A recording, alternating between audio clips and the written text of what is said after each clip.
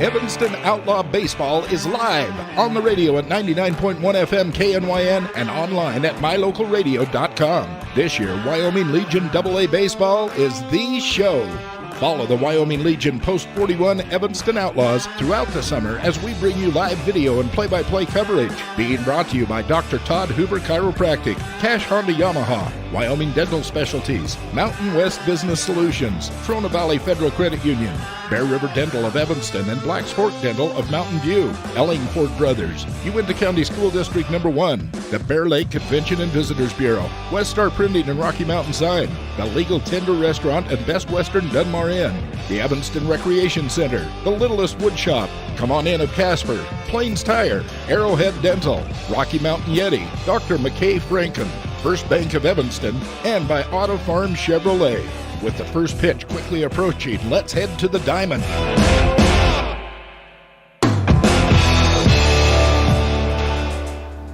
Day 2 of the 2020 season, a season that many thought might not happen. In many other places, baseball season isn't happening or didn't happen this spring. But for Wyoming Legion Baseball, the Outlaws are underway. Yesterday, an 11-3 loss against the Gillette Rough Riders. Elan, tell me about that game real briefly. Well, it was one of those games that you look at some of the mistakes that were made, and they're very, very, very fixable. And if you take away those mistakes, that is a team that you believe Evanston can play with later on in the games that count. It's a bit of a chess match, and especially when you think about 5 teams at this tournament, 4 will play on Monday. And so Evanston thinking, well, do we have a chance against Gillette if we throw things like that? Or can we beat Casper? Can we beat Sheridan? If we can win 1 or 2 of these games, we'll get a chance to play on Monday. So Evanston plays Casper today. Pregame underway. We've got first pitch at 12 noon here from HLADKY Memorial Stadium. What a facility here. Ryan Steineckert here with ELAN OLLIFF.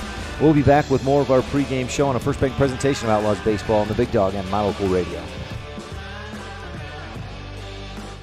You're in good hands when you choose Dr. Stosage and Dr. Buick at Wyoming Dental Specialties for dental implants and wisdom tooth extractions. They work with passion and focus. They use techniques and technologies that are modern and precise. With 2 decades of experience, their skills are highly specialized. If you need teeth extractions or dental implants placed, come see Dr. Stosage or Dr. Buick at Wyoming Dental Specialties, 50 Park Road, or call us at 307-789-9034. Receive the best service in the industry when you lease or purchase office equipment from the professional, friendly staff at Mountain West Business Solutions. With a guaranteed quick turnaround time, we will save you money, time, and energy with quality products and customer service that is unmatched in the industry. Serving customers in Wyoming and Utah, Mountain West Business Solutions is a local company with a toll-free number, 866-583-9925. Call us today.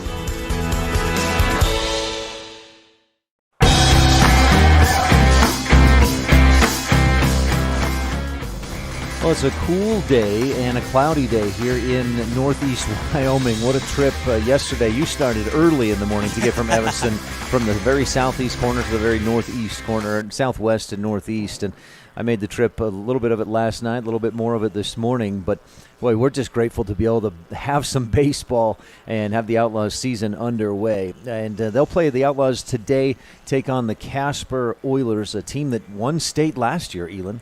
Absolutely, and with the absence of Cheyenne Post 6 because of them participating in the Wood Bat World Series, it really was a wide-open thing. However, talking with people around the state, Casper was a team that was earmarked from the very beginning as a very tough ball club and was able to pull it off with I believe it was a 5-0 victory over the Jackson Giants in the state finals. Casper, a deep team. They've always got big numbers. I remember the first time seeing Casper play against Evanston, and the bench is full, and then there's a whole other group of guys. Wait, that's the bullpen? What is this, a major league ball club? But they've got those numbers, and they're very well coached. Tanner Gailey does a great job with this team, and we'll see how things match up today between Evanston and Casper. And looking at the matchup for Evanston and Casper, for the mound people, it's going to be Jake Sides for Casper. Don't know a lot about him. We weren't able to get a lot of stats on Casper from last season going into this, but a name that all Evanston Outlaw fans are very familiar with, Gus Allred on the mound. This is a signal from Coach Thompson that this is a game they feel like that they can be very competitive in. Yeah, Gus Allred, Ryan Fisher, probably their two top pitchers for Evanston. Throw Jagger Mitchell into that mix as well, that three-man rotation of the top guys. But this, and Coach Thompson told me earlier today, I was chatting with him, he said, we're going to go after him on this one. We got to win this one. And then if they can beat Sheridan tomorrow, maybe Cheyenne tomorrow, they're hoping to get to Monday, obviously. And that's how this tournament is structured. It's interesting because it wasn't originally going to be structured that way. With Jackson coming, each team would just get 5 games, but with Jackson having to drop out, it'll be an elimination type situation, and the 4 top teams will get games Monday. And you got to believe, after watching the game last night, the key to this victory is going to be getting the bats going. And they need to get them going early. They went out 1-2-3 in the first inning, and it really looked like a great performance by Jake Fink at the very beginning of the game for the Rough Riders. And as soon as Evanston kind of did get going with the bats, they put up 3 runs in a row. I mean, Ryan Fisher gets on with a single. Gus Allred gets on with a single. And then Kendall Cummings scores Fisher. Allred gets held up as we have the national anthem coming up. Yep. We'll take another quick break. We'll be back with the first pitch in a moment. It's human nature to think the grass is always greener on the other side of the fence. That's not always true, especially when it comes to buying vehicles. This is Dennis Lynch, General Manager at Auto Farm Chevrolet. Dealerships pay the same price for new vehicles across America. The fact is, the best deals are right here, in your own backyard. The difference is that our employees are your neighbors, people you can trust. Please visit us first, Auto Farm Chevrolet. We are your community-driven dealer. Light up your world with a custom-built LED sign from Rocky Mountain Sign in Evanston. It's a proven fact that signage that lights up creates more attention. So light it up and then add text, images, and video, and your sign becomes even more powerful. Start sharing your advertising messages and information with your customers today. The team at Rocky Mountain Sign provides all types of quality signage that is custom-built and maintained. Call today for a free quote. Rocky Mountain Sign, 307-789-5202. Rocky Mountain Sign, serving customers in Wyoming, Utah, and Idaho.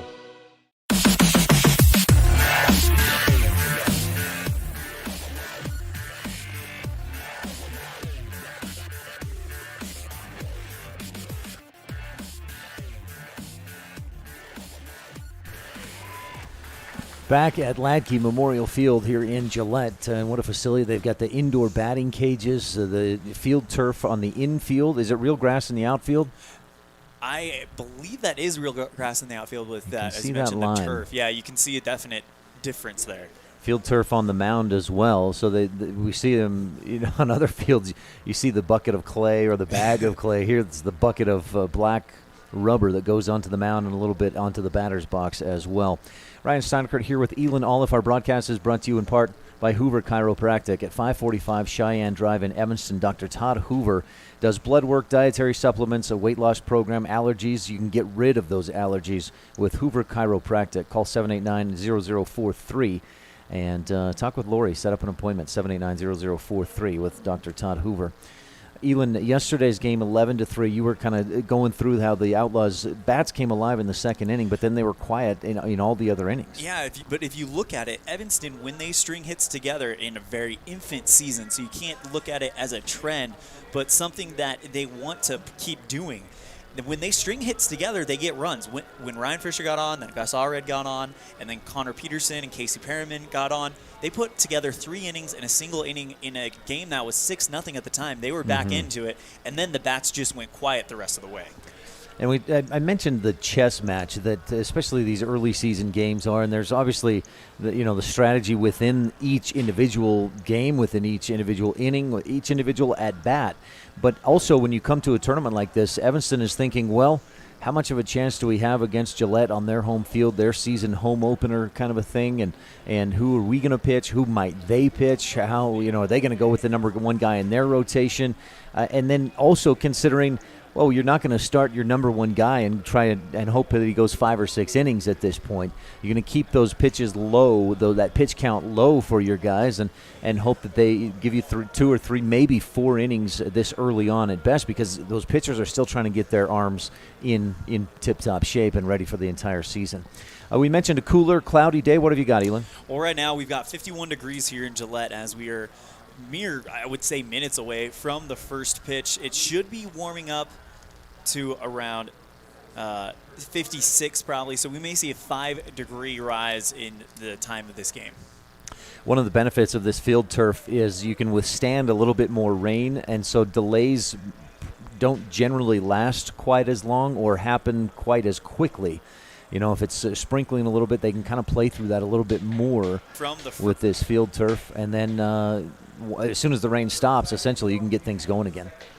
So we'll see how that works out this afternoon now. We're just past or just about at noon, and looks like the coaches, the umpires have met. We had the national anthem, and we're just about ready to get going. Do we have one more ad break we need to take, or where are we at, Elan? We can go ahead and take one more ad break, so we'll go ahead and do that. We'll be back on a First Bank of Evanston presentation of Outlaws baseball on the Big Dog and My Local Radio. When you're looking for one location that is centrally located in Wyoming to host a business meeting or corporate retreat, always consider the Come On In Hotel and Suites in Casper first. With meeting rooms and amenities that everyone can enjoy at the Come On In is the best place to host events. The rustic decor, fireplaces, jacuzzis, pool, and large indoor atrium will make your event memorable. Call today and find out the ways we can help make your event a success. Come On In Hotel and Suites in Casper. Call 307-472-6300. We know that when you think of Plains Tire in Evanston, you always think the Tire Professionals. Quality customer service. They're friendly with great prices. I really like Plains Tire in Evanston.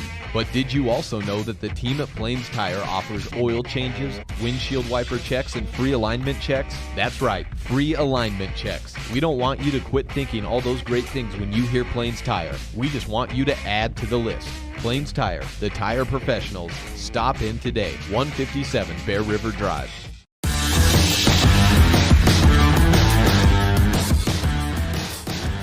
Back at Riders Stadium, I guess it's actually HLADKY Memorial Stadium, Riders Field up in Gillette. And I'd heard originally this was going to be a wood bat tournament. They changed it. They're using the regular aluminum bats. As we're just about ready to get this one underway, Casper has taken the field, so we'll set the defense for you on Casper first. Evanston, the visiting team, will be up to bat. Jake Sides, number 27, right-handed hurler up on the mound. His backstop is number 7, Cooper Hack. First base, number 19, Ryan Keith. Second base, number 3, Micah Carr. Third baseman is number 8, Gunnar Browning. And the shortstop, number 6, Will Clare. Outfield left to right, number 13, Carter McLean. Samson Wagner, number 1 in center. And number 29, Brody Doyle out in right. Elan, do you want to give us the batting lineup for the Outlaws? For the Outlaws, you got Reed Gross, the catcher, leading off. Clayton Moyles, the third baseman, batting second. Jagger Mitchell, the shortstop, batting third. Ryan Fisher in center field will be the cleanup man. Gus Allred, the pitcher, will bat in the 5th spot. Casey Perriman, right fielder, who has the hot bat, coming up from 9th to 6th in the lineup. Brennan Thompson, the first baseman, will bat 7th. Connor Peterson, the left fielder, bats 8th. And Jordan Schneider, the second baseman, will bat 9th. Such a natural sport to have social distancing and get things going again, isn't it? I mean, there's a little bit of non-social distancing at the plate. You got the batter, the catcher, and the umpire right there. Umpires are wearing masks for their safety and the safety of the players. It was a really interesting experience to walk into the stadium yesterday. There was a gentleman at the entrance with hand sanitizers, making sure to get every person as they came into the stadium. It was a pretty big crowd last night, but if you looked at each of the bleachers, there wasn't more than maybe 1 or 2 groups on each bleacher, and they were keeping distant. But with how many seats that this stadium potentially has, it wasn't a full house, but a very big crowd for an opening night.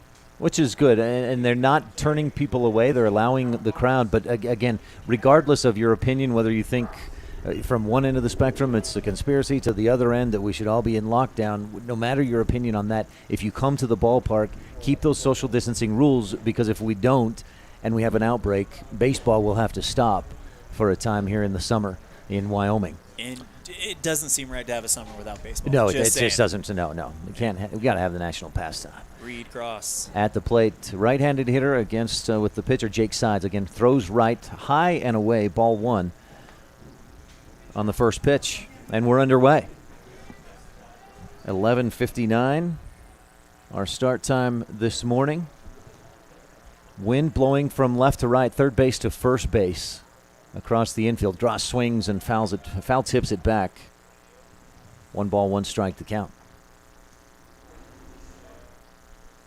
Reed struggled a little bit at the plate last night, going 0 for 3, but he had a highlight play of his own where from behind the plate he threw out a runner trying to steal second. Absolute strike to the middle base. The 1-1 pitch. That misses away. Tails outside. Ball 2. 2 balls, 1 strike from Sides. Gross, a natural catcher, has had some issues with shoulder issues and had surgery. Kind of played through an issue 2 summers ago. Last year working toward getting that arm strength back, and you say it's back this year, it seems. Sides delivers up high. Gross, just in the strike zone. High in that zone. Gross checked his swing, and it's called strike 2. Count evens, 2 balls, 2 strikes. Gross last year hit .315, 26 RBIs, 54 runs scored. His on-base percentage, pretty good. Sides, winds, and delivers the 2-2. Inside, swing and a miss. Gross goes down swinging. Gross, last year hit by a pitch 15 times, 20 walks, so his on-base percentage close to 500, but comes up and strikes out on this at-bat. Clayton Moyle is part of that top of the order for the Evanston Outlaws as he comes up 0 for 3 last night with a ground out, a pop out, and a strikeout. Moyles hits right, swings on the first offering and misses, strike 1. He did not have a lot of at-bats last year. In fact, just 3 at-bats as an Outlaw, 3 plate appearances, but he hit twice safely in those 3, so a .667 batting average last year. The 0-1 outside, just off the plate. Ball 1. 1 ball, 1 strike, 1 down. Just underway, Reed Gross struck out swinging. Jake Sides on the mound for the Casper Oilers. Kicks, delivers high, ball 2. Not a real overpowering pitcher, but he looks to hit those spots, and he did a nice job of that against Gross. We're seeing a heavy dish of breaking balls coming in. Not a lot of speed coming out of his arm, but we'll see if that changes. Gets the sign, likes it, kicks and delivers. Inside, hit right back up the middle, a line drive base hit for Moyles. He'll stop safely at first base as Wagner scoops it up and throws it in. Nice little 1-out single for Clayton Moyles. And that is his first hit of the infant season, so Clayton is starting to go now. Great piece of hitting there by Moyles. Just didn't try to do too much with it. Said, I need to get on base, and here's a way to do it. Right back up the top and up high over Sides, but dropped in safe for the single. And if you talk with this Outlaw squad, that is exactly what they're doing. They're reminiscent of the 2015 Kansas City Royals, where they're going to play small ball and string together that hit parade. The goal is to try to get at least 1 run every inning. Moyles with the lead at first as Jagger Mitchell pops one high into shallow right center field. Doyle comes in from right, makes the catch, and tosses it in. 2 down. Moyles stays at first with 2 outs. Ryan Fisher up to the plate. Hit .404 last year, 42 RBIs, 50 runs scored. And he shared time with Ross at that leadoff position, but hitting cleanup this year. Fisher hits right. Sides. Glances over to first. Steps off the rubber. And he was the spark plug last night that ignited that 3-run top of the second. It was when he got on when really the hits started coming together and Evanston had their most successful offense of the night. Fisher waits. They weren't sure if he'd be back to play for the Outlaws this summer. Lines one back up the middle right side, and this will drop out in front of Wagner in center field. Moyles on his horse. He's heading for third. Dives in safely, easily, and Fisher extends it to a double on the throw to third. Outlaws have runners on second and third with 2 down.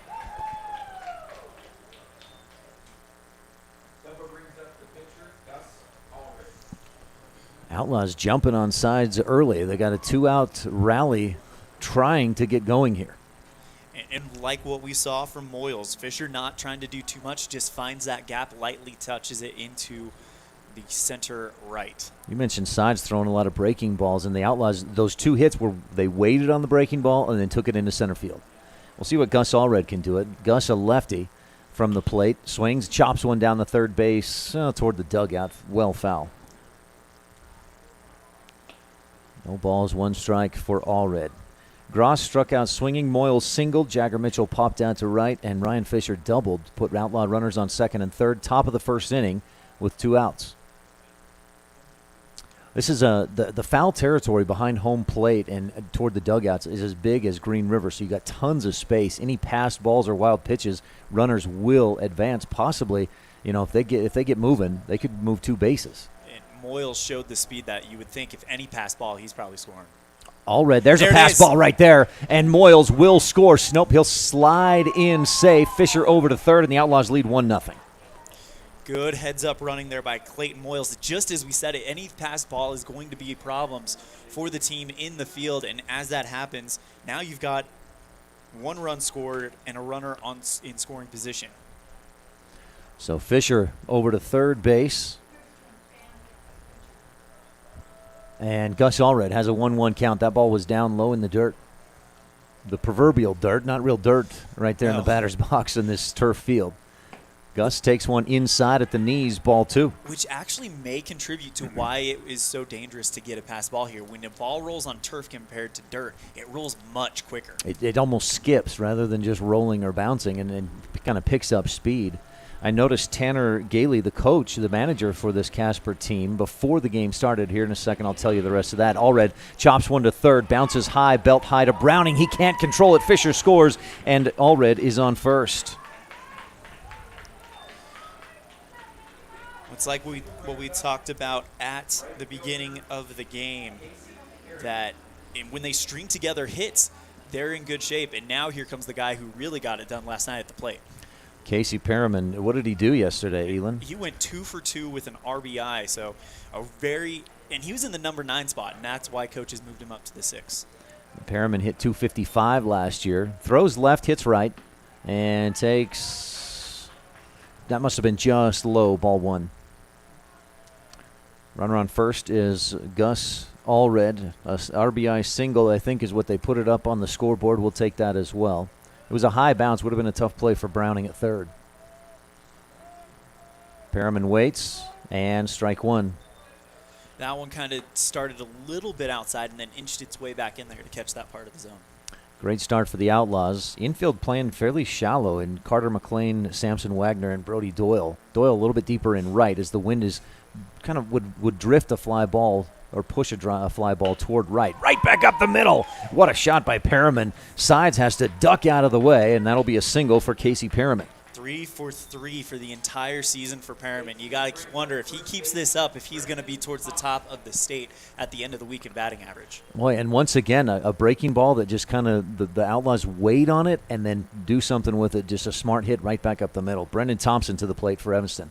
Evanston with a great start. This is very reminiscent of what we saw in that first inning or second inning against Gillette last night. But now they're getting it at the very beginning of the game, which is going to put all the pressure on Casper to respond when they get their chance. Sides delivers. That one gets through, and Thompson says, guys, move over. Allred along to third base. Perriman advances to second, and now Thompson, with 2 outs, has 2 runners in scoring position, and the Outlaws on top 2-0 in the top of the first. And both of them with speed on the bags. You would think a base hit would have a chance to maybe score Perriman from second. Yeah, certainly, especially to the right side, potentially. Ryan, I'm noticing a massive gap in between center and right field right now. Yeah, and the other thing is with 2 outs, any contact, Gus is going to run, Allred will be on his horse from second. Thompson takes strike 1 on the outside corner. Gus taking about 2 steps off the bag for a lead out and then immediately starting his charge as soon as the pitch is thrown, waiting for that possible pass ball. Thompson, a right-handed hitter, hit .319 last year, 34 RBIs, 35 runs scored as an Outlaw. Off to the right side, second base, routine ground ball. Micah Carr scoops, throws to first, and ends the inning.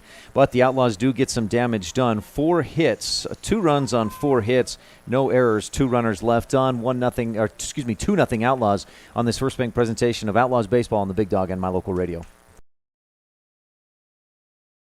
You're in good hands when you choose Dr. Stosage and Dr. Buick at Wyoming Dental Specialties for dental implants and wisdom tooth extractions. They work with passion and focus. They use techniques and technologies that are modern and precise. With 2 decades of experience, their skills are highly specialized. If you need teeth extractions or dental implants placed, come see Dr. Stosage or Dr. Buick at Wyoming Dental Specialties, 50 Park Road, or call us at 307-789-9034.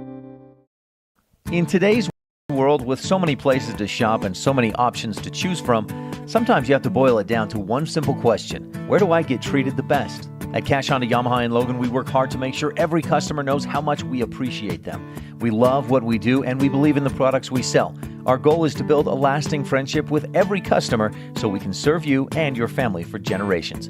Visit us today, Cash Honda Yamaha, 3765 US 91, Hyde Park, Utah. Hello, this is Dr. McKay Franklin. Something I've really enjoyed as a dentist over the past 20 years are the lasting friendships that I've formed with many of my patients. My staff is really great, and we try hard to make sure that every patient feels a warm welcome. It doesn't matter if it's your first visit or if you've been with us for years. Every patient is welcome and always appreciated. Our goal is to provide the best dental care possible at reasonable rates. Please call us today to schedule your appointment at 307-789-8910. Go Red Devils!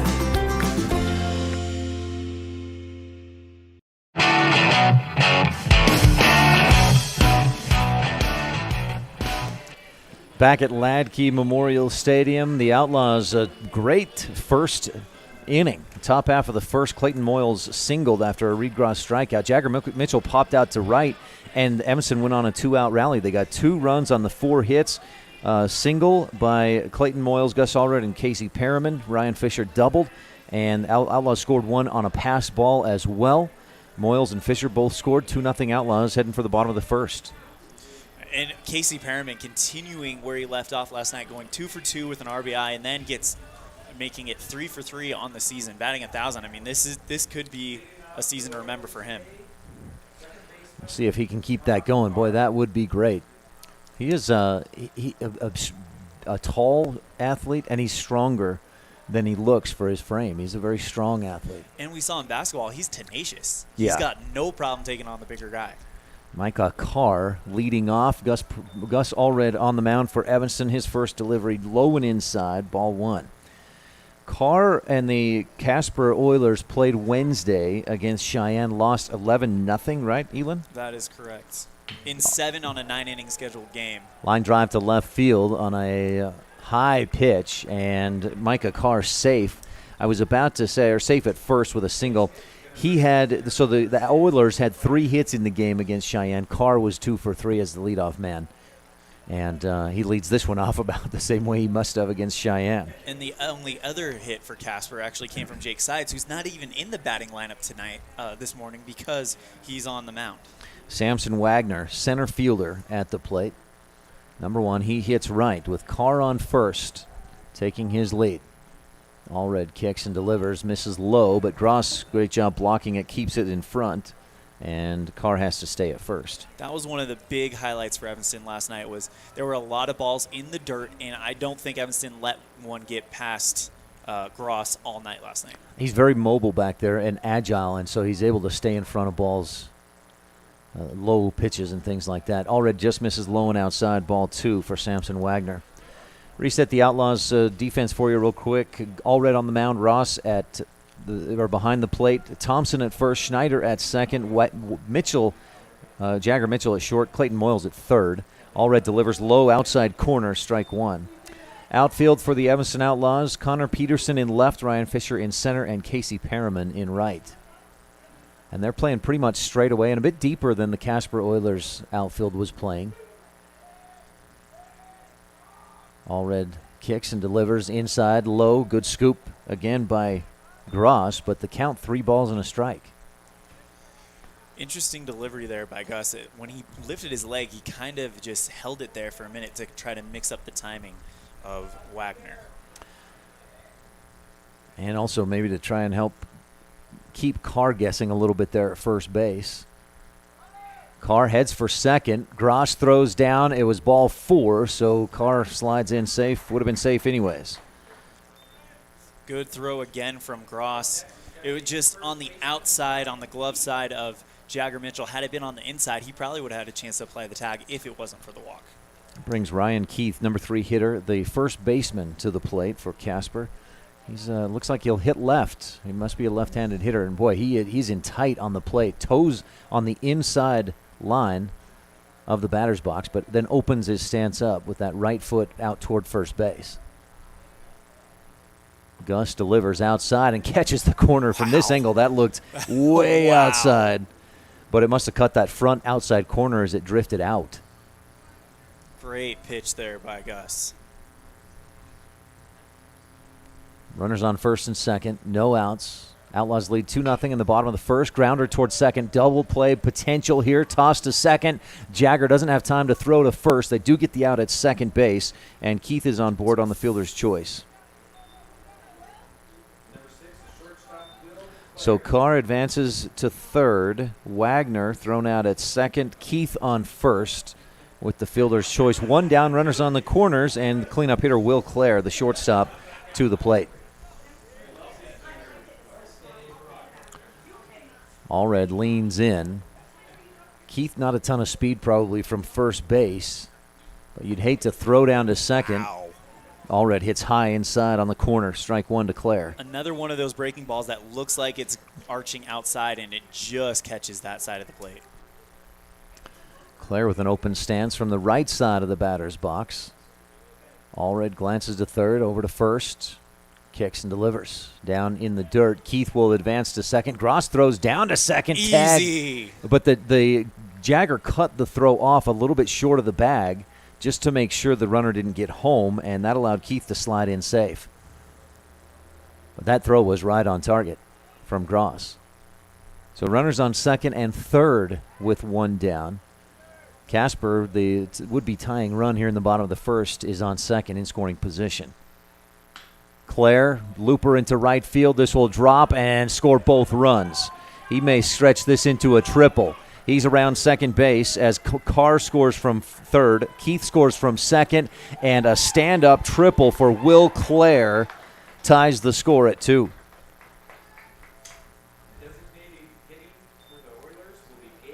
That just found the gap and rolled almost out to the wall for Will Clare.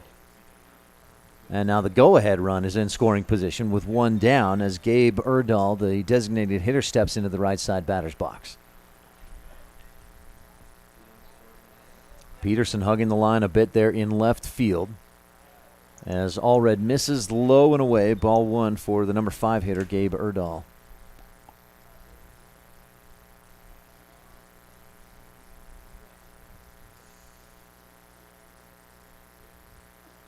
Swing and a miss for Erdahl. Strike one. 1 ball, 1 strike.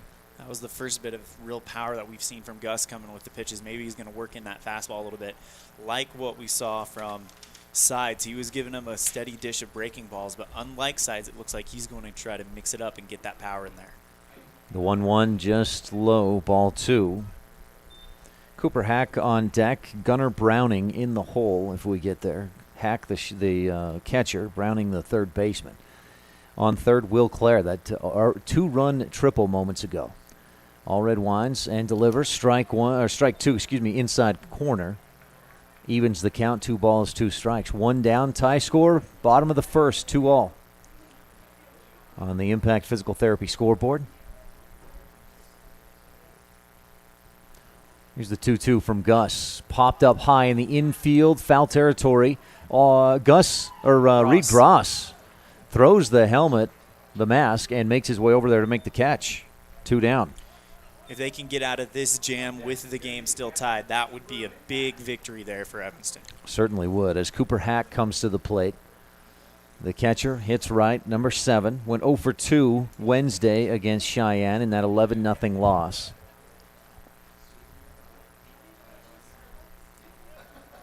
Clare on third base takes his lead.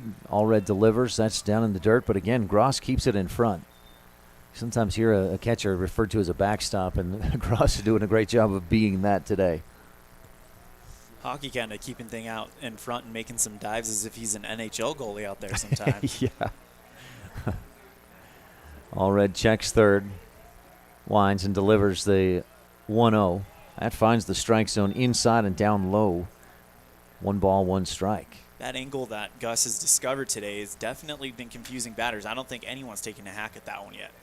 Gus about 6'1", I think. Plus he's got long arms, so he can get some fun angles or some interesting angles up from on that mound, and a nasty breaking ball drops in for strike 2. That was one of those ones for a right-handed batter. It looks like it's going outside and then just takes a quick turn right back into the zone. Oh, man. And that's the spot he wants, too, because even if the batter swings on it, it's outside on the corner. So he doesn't get great contact. Inside, popped high into right field. Perriman comes in a few steps, settles under it, makes the catch, and just like Elan wanted, they get out of it with just the 2 runs allowed. So Casper ties things up, 2 runs on 2 hits, no errors, 1 runner left on. Top of the second coming up, we're tied at 2 on this first presentation of Outlaws Baseball on the Big Dog and My Local Radio.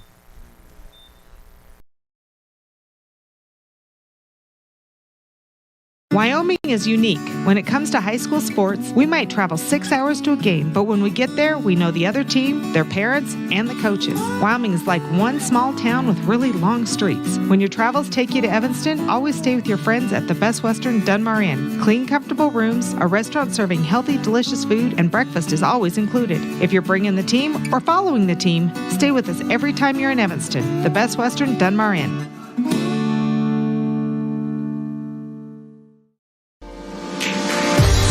As your local Ricoh, Toshiba, and Sharp dealer, Mountain West Business Solutions represents quality office equipment that lasts. We work with each client to understand your workflow, your goals, and your bottom line.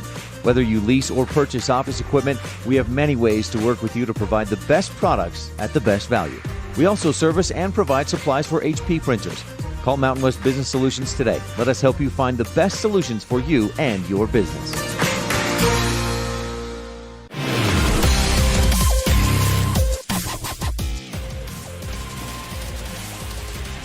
Welcome back to Gillette. Ryan STEINECKERT here with Elan OLLIFF. An exciting first inning, not your pitcher's duel by any means. 6 total hits, 4 total runs. We're tied at 2 as we head for the top half of the second inning in a broadcast brought to you in part by The Store in Evanston. And they're in the Monkey Shines strip mall next to the laundromat. They've got clothes and more. Open Fridays 1 to 6, Saturdays 10 to 4. Stop in and see what they've got at The Store in Evanston. Elan, a little bit of sunshine coming up. We've got the wind blowing from left field to right, almost straight across the diamond from third to first is what it looks like. And if you're watching online at mylocalradio.com, you see that U.S. flag at half-mast. President Donald Trump made a proclamation to have flags at half-mast throughout the weekend in honor of those who've died because of the novel coronavirus 2019 disease. So any flags you see at half-mast, that's the reasoning there, and they've got that here at Gillette at HLADKY Memorial Stadium. Outlaws will lead off Connor Peterson, the number 8 hitter in the lineup. Sides on the mound, winds, delivers, and misses inside and low. Ball 1.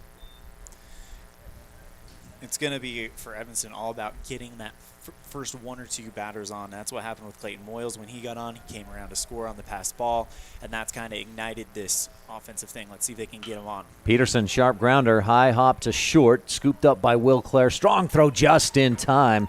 Peterson was hustling down the line but couldn't quite get to first in time. 1 down.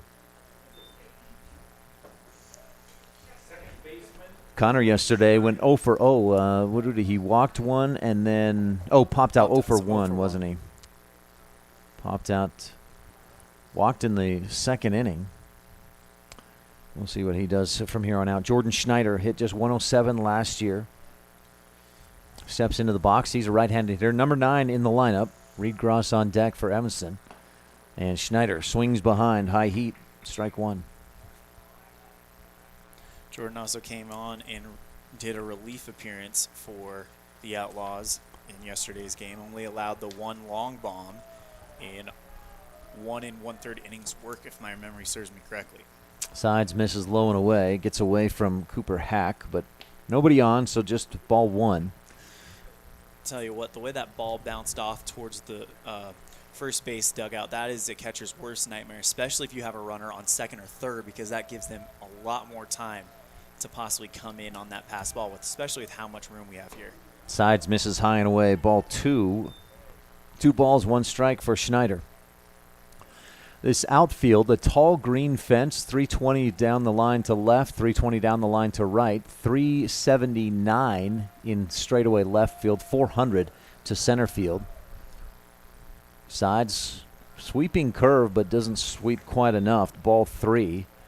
Schneider looked like he wanted to wear that and get a free base, but it curved away from his shoulder. So 3 balls and a strike for Schneider. Boy, if he could get on here to get to the Evanston top of the lineup, the Outlaws could have some potential. And Schneider almost wears that one inside. He just gets away. With ball 4, he didn't want to wear it. Earns his base on the base on balls. That brings us to Reed Gross, who struck out swinging in the first. Reed still looking for his first hit of the season.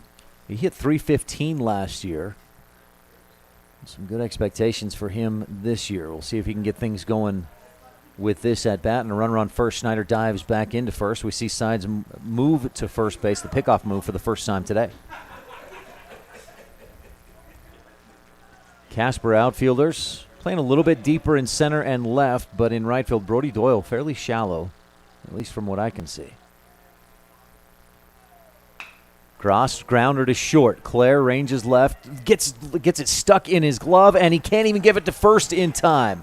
So Schneider on to second, and Gross safe at first on the E6. And Claire scooped it up cleanly, but then it just got stuck in his glove. And by the time he got it out, there was no chance to throw Schneider out at second, and he didn't get to throw to first in time. So the Outlaws have runners on first and second. With Clayton Moyles to the plate, singled and scored in the first. Moyles hits right, tall, lanky right-handed hitter, white bat, white batting gloves, white cleats. Squares to bunt, chases one low and away and misses for strike 1. Ryan Keith charging in hard from first base, but I didn't see Browning move from his spot at third. Of course, Outlaws, if you're going to bunt on this one, you probably bunt to that right side, Elan? Definitely, because the last thing you want is to get that lead runner thrown out. Sides looking. Keith playing in tight at first, and Moyle swings and misses strike 2. Sides just came right after him, looked like a high fastball. Wonder if they showed bunt to try to draw Keith off to maybe give a chance for a hit and run coming up. Moyles going to have to choke up here and hit anything near the strike zone on an 0-2 count. And he hits one toward the right side. Keith scoops, throws to second, but he drops it. Did Will Clare hold? No, he dropped that ball as Gross slid in. I will say Gross was out at second, but Clare couldn't make the throw to first. So Moyles on first on the fielder's choice, the 6 unassisted. Gross thrown out at second, and Schneider advances to third. Runners on the corners with 2 down, and Jagger Mitchell at the plate. You said Outlaws coaches, the team has a goal of 1 run per inning. Yeah, I mean, when you think about it, if you can average 6 or 7 runs per game, you're going to be in every game you play. Mitchell last time up popped out to right field, hit the first or swung on and hit the first pitch that he saw. Didn't make great contact. We'll see what he does with this at bat. The right-handed hitter takes ball 1 way up high. Jagger Mitchell, not the tallest guy, so that makes his strike zone a little bit harder to hit, especially for a taller pitcher like Jake Sides. Hit .353 last year, 29 RBIs. So third on the team rather, with 46 runs scored last summer. Swings on this one, ground ball to the left side. That'll get through the infield and score Jordan Schneider. Jagger Mitchell with the RBI single. That's exactly where he wanted to hit that. Clare was cheating towards second base, and Jagger made him pay. He just found that hole. So Schneider scores from third. Clayton Moyles over to second. And the Outlaws have runners on first and second and retake the lead 3-2 on the Impact Physical Therapy scoreboard. Ryan Fisher to the plate. Doubled and scored in the first inning. Big lead at second base for Moyles as Fisher takes the strike. That was down low and on the outside corner, but just in there. Fisher definitely been one of those guys that can keep momentum going and build momentum themselves. Ooh, tricky move back to second as Sides kicked the leg, then spun and threw back there. Moyles gets safely back to the bag. No balls, 1 strike on Ryan Fisher. 2 outs. Outlaws lead 3-2. Top of the second. Sides delivers low in the dirt. Moyles thinks about it, but a great job by Hack to keep it close and hold the runners on first and second. So Moyles at second. Jagger Mitchell, an RBI single moments ago, is on first. Jagger yesterday 1 for 3, so he's got 2 hits this season. Another pitch down low, ball 2, excuse me. Gus, go ahead. Might be a little bit concerned with the last 2 pitches in the dirt. If one does get past him, we talk about it a lot, but with how deep the backstop is here at HLADKY Memorial Stadium, that could cause more trouble for Casper. Sides misses just low. Some Casper fans not happy about that, called a ball. And we're at a funny angle. Looking down on it, things look lower than they may if you're down lower on the field, but that did look low from here, Elan.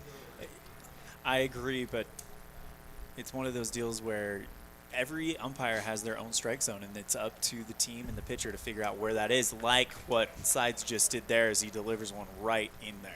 Inside, just painted the corner. Fisher didn't even think about swinging at that one, maybe because he didn't want to try to get jammed anyways. But a good spot there for Sides to fill the count. 3 balls, 2 strikes, 2 outs, 2 on. Outlaws up 3-2. And here's the payoff pitch. Way outside. That's in the dirt, back to the backstop. Moyles rounds third, but it took a bounce back to Hack, and there wouldn't have been time. So Moyles stays safely at third. That loads the bases.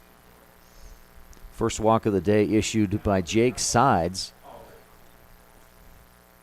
And he's got bases loaded in a jam with the Outlaws' number 5 hitter, Gus Allred, at the plate. Gus, an RBI single in the first. He's going to come at it from a different angle than almost every other Outlaw hitter today, and as the only left-handed batter in the lineup. Straight up stance. Wing waves the bat back behind his left shoulder as he waits the pitch from Sides. Low and inside, ball 1 to Allred. Moyles was almost at a full run to home when that ball was being delivered. With 2 outs, any contact, runners are moving. And boy, if Gus could get a hold of one, that outfield is playing very shallow and really shaded off to the right. Big gap down the left field line. It would be a tough place for Gus to hit it as he takes strike 1 down low in the zone. 1 ball, 1 strike. Outlaws lead 3-2. They scored 2 in the first. Casper answered with 2 runs. Outlaws have put 1 more across here in the top of the second and have the bases loaded with 2 outs.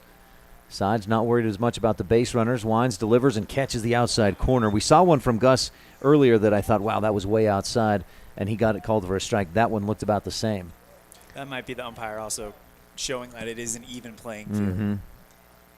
Well, and if that's where his strike zone is, I mean, obviously it is, because we've seen both pitchers get strikes called that looked from our angle like they were way outside. Here's the 1-2 to Gus. Strike 3, low and outside corner. Gus frozen, and Sides gets out of the jam, allowing just 1 run on 2 hits, 1 error, and 3 runners left on base. Outlaws lead 3-2 on this First Bank presentation of Outlaws Baseball on the Big Dog and MyLocalRadio.com.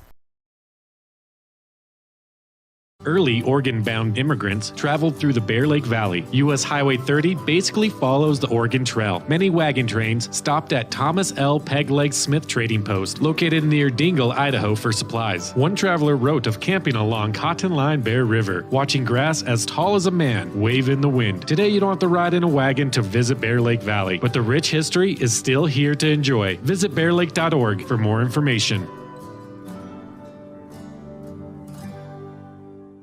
At Ellingford Brothers, we're known for an excellent steel shop and quality cement. We also provide other products all year round. Sand and different sizes of gravel for road base and landscaping in the summer and fall. Traction in the winter and mud control in the spring. Bark for landscaping in the summer and winterization in the fall. And topsoil. Spring, summer, and fall. Prices are always honest. Pickup or delivery. Ellingford Brothers, your year-round source for so many things. Stop in today at 221 County Road in Evanston.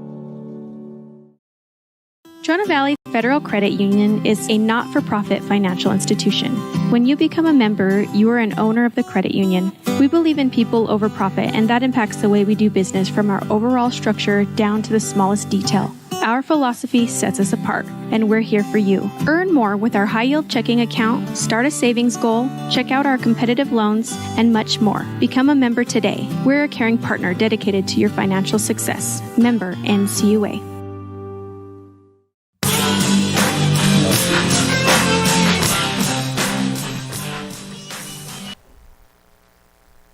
Home half of the second inning, Outlaws up 3-2 on the Impact Physical Therapy scoreboard. Outlaws with 5 hits, but they've also stranded 5 runners on the base paths. Gus Allred out for a second inning of work. Strike on the inside corner to Gunnar Browning.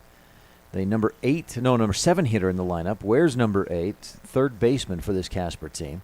Hits right, Gus going right back to work. And Browning fouls it off over the first base dugout for strike 2. No balls, 2 strikes. Browning against Cheyenne on Wednesday, 0 for 3. Again, hits right, steps into the box. A little bit of an open stance. Jagger deep in the hole at shortstop for the 0-2 pitch from Gus. A chopper down the first base line. Brendan Thompson scoops it up in foul territory, steps on the bag. A little bit of a missed opportunity there because that's an easy play. So that just counts as a foul ball, and Browning will head back to the batter's box. And that's one of those deals where maybe 2 or 3 steps earlier he gets it before it clearly touches the line, and that's an easy out.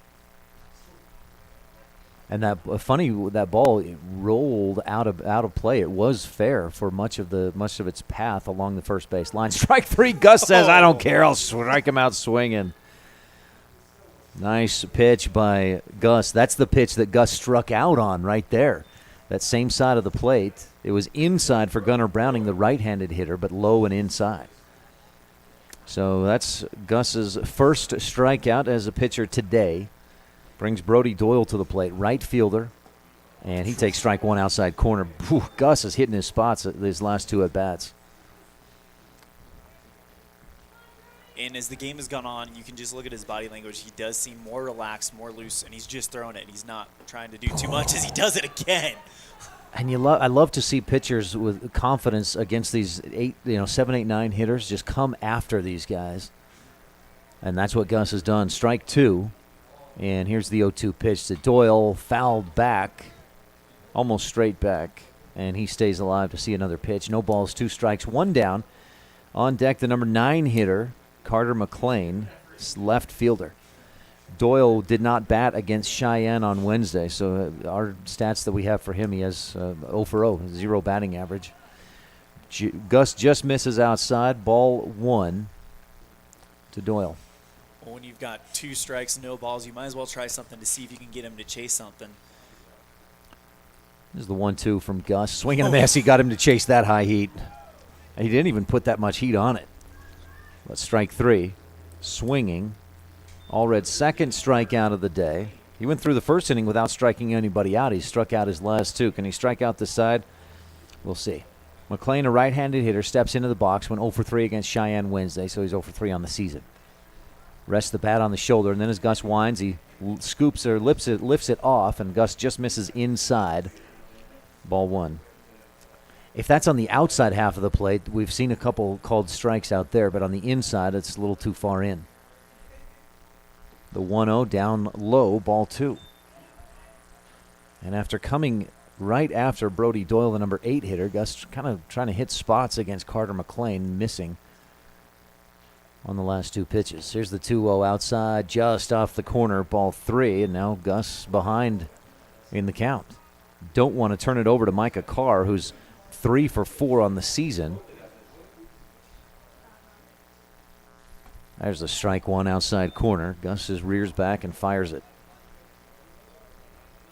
It almost feels a little bit like a double-edged sword, because maybe if you do bring up or get McLean on and you face Carr now, it would make you wonder how much more easier would it be to face him when he's not beginning an inning with 2 outs instead of and a runner on where you could possibly get someone to ground and get him to ground to second. Gus got the outside corner, strike 2, and just freezes Carter McLean for strike 3. Allred does indeed strike out the side. This is an easy one. No runs, no hits, no errors, nobody left on 3 Ks in the inning. Top of the 3rd coming up right after this on a First Bank presentation of Outlaws Baseball on the Big Dog and MyLocalRadio.com. do when you lose a tooth? Put it under your pillow. Under my pillow. Like a treasure chest so you could put it in. Why do you do that? Because then the tooth fairy comes for the tooth fairy. So the tooth fairy can come get them. And then what happens? I get money. We may not be the tooth fairy, but we can still take care of your teeth. Bear River Dental in Evanston. In May of 2019, Uintah County School District Number 1 became the first school district in Wyoming to achieve a certified level 1 on high reliability schools by the Rosanna Leadership Center. We're focusing on 3 levels. Level 1 is a safe and collaborative culture. Level 2, effective teaching in every classroom. And Level 3 is a guaranteed and viable curriculum. We are certified Level 1 in safe and collaborative culture. This is Superintendent Ryan Thomas. Congratulations to everyone in our district. Keep up the great work. Uintah County School District Number 1, Pathway to Excellence.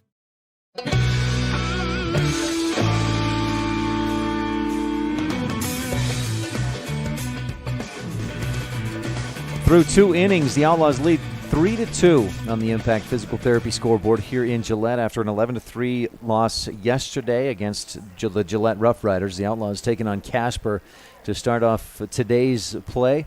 And the Outlaws lead 3-2 as we head for the top of the 3rd inning. Our broadcast is brought to you in part by Superior Rental and the Gun Room at 371 Prospector Drive in Evanston.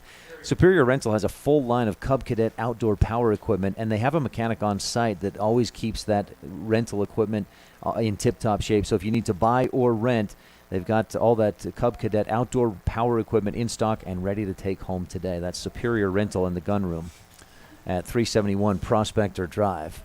Casey Perriman up to the plate. Did you say he's like 4 for 4 so far this year? 3 for 3? 3 for 3 so far this year. He's also got, he singled earlier in this game in the first. Didn't score as the Outlaws' next batter was retired to end that first inning. Perriman hits right and swings high fly ball, deep left field. Carter McLean drifting to his left, and it hangs in the air. I think the wind pulled that back in a little bit, and McLean makes the catch, 1 down. Fly out to left field brings Brendan Thompson to the plate. He grounded out to second in the first inning to end the top half of the first. Outlaws on top 3-2. In both of the first 2 innings, the first batter was retired and the second batter got on base. Moyles with a single in the first, Schneider with a walk in the second. We'll see if Thompson can keep that trend going. Takes ball 1 just a bit high and outside. Brennan was 0 for 2 last night. He's 0 for 1 today, so he's still looking for that first hit of the season. Hit .319 last year. I'd expect him to hit about that, maybe better this year. We'll see how he does. And checks his swing on that. Looked, maybe he did go around because that looked too high to be a strike. Either way, it was strike 1 called on Thompson. He shook his head in frustration after he stepped out of the box. Jake Sides delivers outside corner. Thompson has to chase and misses, strike 2. I think he was shaking his head because he didn't check his swing, but he went forward like he was going to go and then held off. So from our angle, it looks high, but from down there, it could have been what he was wanting. Yep, could be. 1 ball, 2 strikes, 1 out. Jake Sides in his 3rd inning of work. Delivers and misses in the dirt. Good eye by Thompson. That took a funny bounce and right up into the bare hand of Cooper Hack. It would not surprise me if that bounced off the plate itself. It could with how have. high it went up. So 2 balls, 2 strikes with 1 down. Outlaws up 3-2. Sides so far has allowed 3 runs on 5 hits to the Outlaw hitters. He's walked 1, struck out 2. And strikes out Thompson, but gets away from the catcher. He's going to get on base. Thompson will get to base. Get to first as he sprints down. So that counts as a strikeout for Sides, but it's not an out on the scoreboard.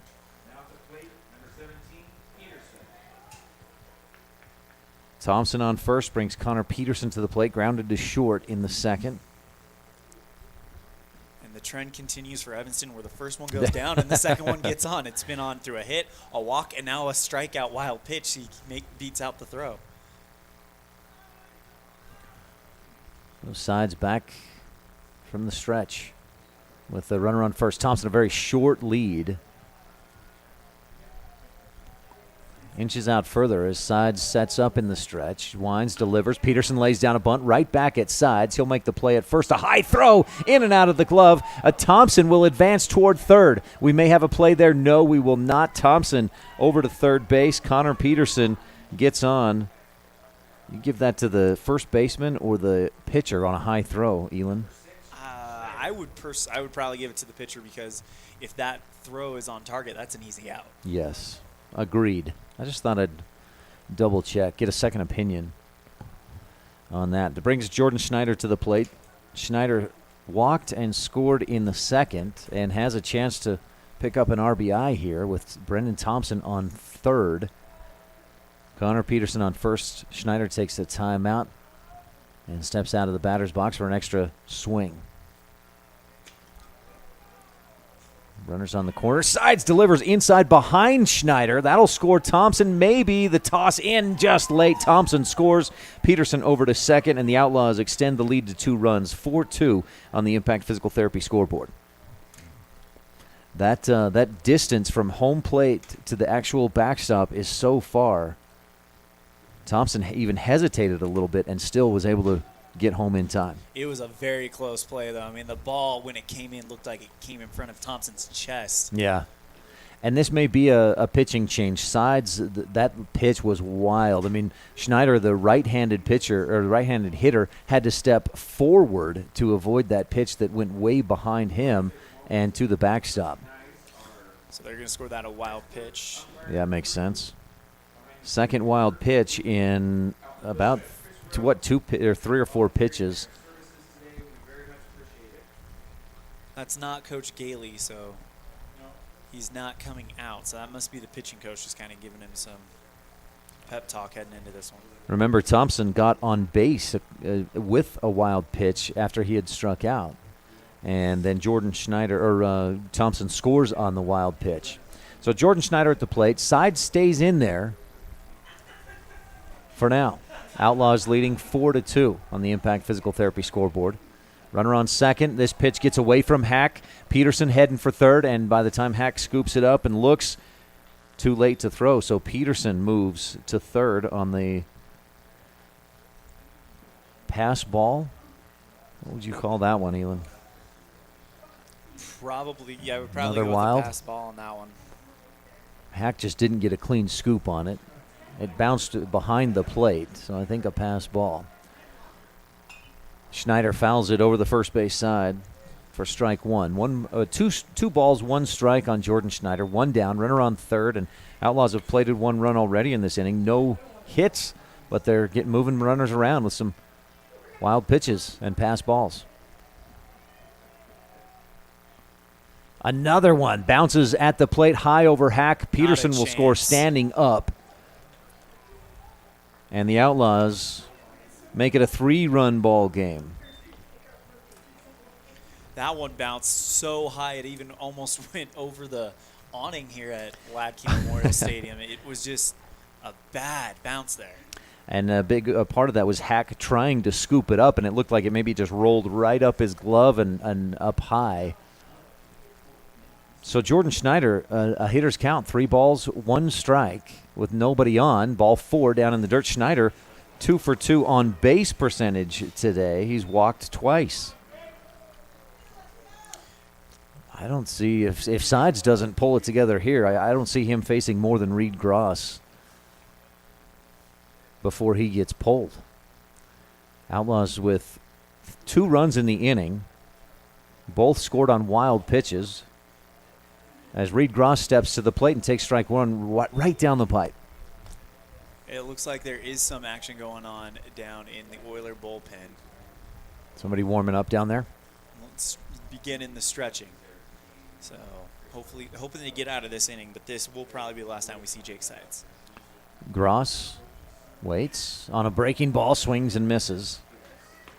Gross 0 for 2, struck out swinging in the first, reached on an error in the second, and is down 0-2 in the count. A runner on first with 1 down. Jordan Schneider, that runner on first, walked to get on base. Outlaws with 2 runs in the inning so far. Gross takes ball 1 down in and low. That was a similar pitch to what Gus Allred struck out on in the to end the second inning. But Gus gets the benefit there, ball one. Sides, nods, looks to first. Slide and delivers. Gross fouls over the first base dugout. Count remains a ball and 2 strikes. Outlaws scored 2 in the first, 1 in the second, 2 so far here in the third. You'd think Side's pitch count is getting way up there with how crazy this inning has got. Yeah, I had him at 44 coming into the inning, and he's at above 60 at this point. I was about to say he's probably thrown around 22, 23. Gross waits on it, looked like a changeup, and fouls it off over the first base dugout. Looked like some action going on in the Outlaws bullpen, just in case. No one throwing yet, but there is some movement down there. Keep somebody, or get somebody warm just in case. So Gross with a ball and 2 strikes. He's fouled a couple off. This pitch gets away from Hack, and that allows Schneider to take second base. He got a quick first step, and there was no chance for Hack to get the throw down there. Evens the count, 2 balls, 2 strikes. Gross battling. You got to think that if the Outlaws play 2 more runs in this inning, then what do you really need to have Allred out there to finish this game and maybe save him for a game later on? Gross skies one down the right field line, and it drifts out of play. Fortunately, Brody Doyle, boy, he got 20 yards into foul territory before he realized that ball was going to be out of play. So Gross stays alive for another pitch. Runner on second, Jordan Schneider. Brendan Thompson struck out but reached first on a wild pitch, then scored minutes later on a wild pitch. And Gross swings and misses strike 3. He's 0 for 3 today with 2 strikeouts. Connor Peterson scored as well, he bunted, and then an E1, a poor throw, got Peterson onto first, moved around the bases on a pass ball and a wild pitch, and then scored on a wild pitch. Brings Clayton Moyles to the plate. Moyles has reached twice on a fielder's choice, singled and scored in the first as well, and fouls it straight back, strike 1.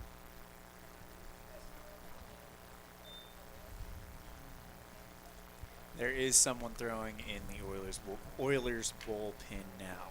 Outlaws leading by 3, 5-2 on the Impact Physical Therapy scoreboard. Top of the third inning, runner on second. Moyles loops it toward right field, and this will get through the gap. Carr couldn't get there. Schneider wanted to head for home, but Coach Thompson says, no, stay there. And that prompts Moyles to move to second, and then Schneider scores on a wild throw that gets into the outfield. So the Outlaws, some smart base running, and the Oilers with some throwing errors. So Moyles with the single, and then he stretches that into over to second base. Schneider scores for the second time today, and Evanston leads 6-2 on the Impact Physical Therapy scoreboard.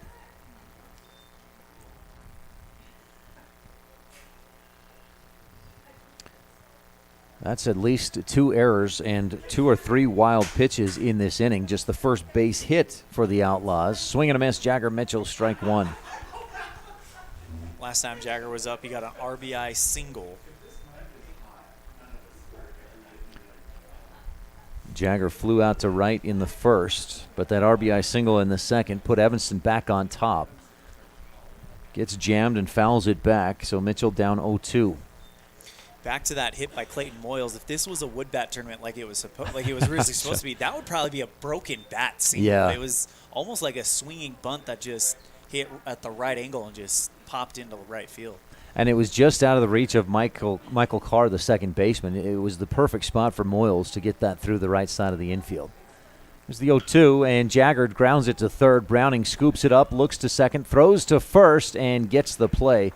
And that ends the inning for Evanston, which the Outlaws plate 3 runs on just 1 hit, 2 errors, 1 runner left on base, 2 strikeouts in the inning. But the Outlaws lead 6-2 on this First Bank presentation of Outlaws Baseball on the Big Dog and My Local Radio. When someone says sleep apnea, it usually conjures up stereotype images. This is Dr. Jonathan Morgan. The fact is that sleep apnea affects people of all ages and occurs when there is an involuntary pause of breath during sleep. Are you always tired? At Arrowhead Dental, we offer oral appliance therapy as an effective, non-invasive treatment for certain types of sleep apnea. Schedule an appointment to take a simple in-home test. Visit arrowheaddentalwy.com today.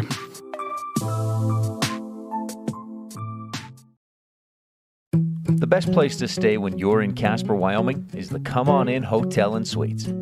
This beautiful log hotel offers 5 hot tubs, 1 pool, a fitness center, and fabulous indoor atrium. Offering jacuzzi and fireplace suites, the guest rooms are comfortable and relaxing. Plus, every stay includes a delicious extended continental breakfast. Whenever you're in Casper, stay at the best place. Come On In Hotel and Suites. Come on in today. Come On In Hotel and Suites, Casper.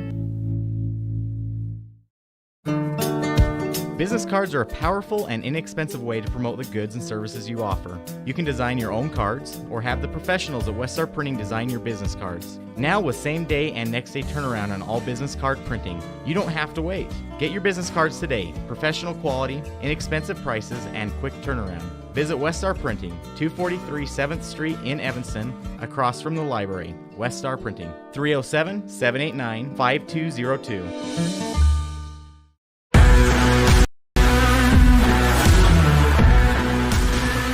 Batting lineup turns over back to the number 1 hitter, Micah Carr. Ball 1 was the first pitch, and then he swings and fouls off the second offering from Gus Allred for strike 1. 1 ball, 1 strike to Micah Carr. He singled and scored in the first. The Outlaws, though, would get just 1 hit in that third inning, but they scored 3 runs. Evanston leads 6-2. Allred winds, delivers, and Carr swings and misses. Strike 2. Carr took ball 1 on the very first pitch of the game from Allred, and then the second offering by Gus. Carr looped lined into right field for a single. Outside corner, nope, just off the corner from Allred. Looking for the strikeout, doesn't quite get it. 2 balls, 2 strikes.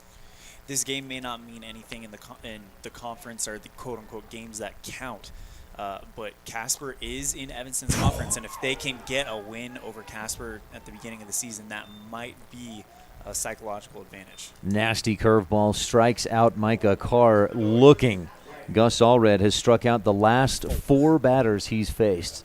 Struck out the side in the second, and he's struck out Micah Carr to lead off the third. And 3 of those strikeouts looking. He's got his angle right today. Ball 1 to Samson Wagner. And I tell you, you mentioned it earlier, but what he just struck out Micah Carr with is a ball that looks like it's going way outside. And at the last second, it drops back in, and it is just nasty. There's the 1-0. Swing and a miss. Strike 1 for Samson Wagner, who walked in the first. Was thrown out at second on a fielder's choice. Wagner, number 1, center fielder, big, tall, right-handed hitter. Takes ball 2 down and away. Gus only allowing 2 hits, all of those coming in the first inning. He's been perfect since that first inning. Strike 2, inside corner, and that was another one that kind of froze Wagner.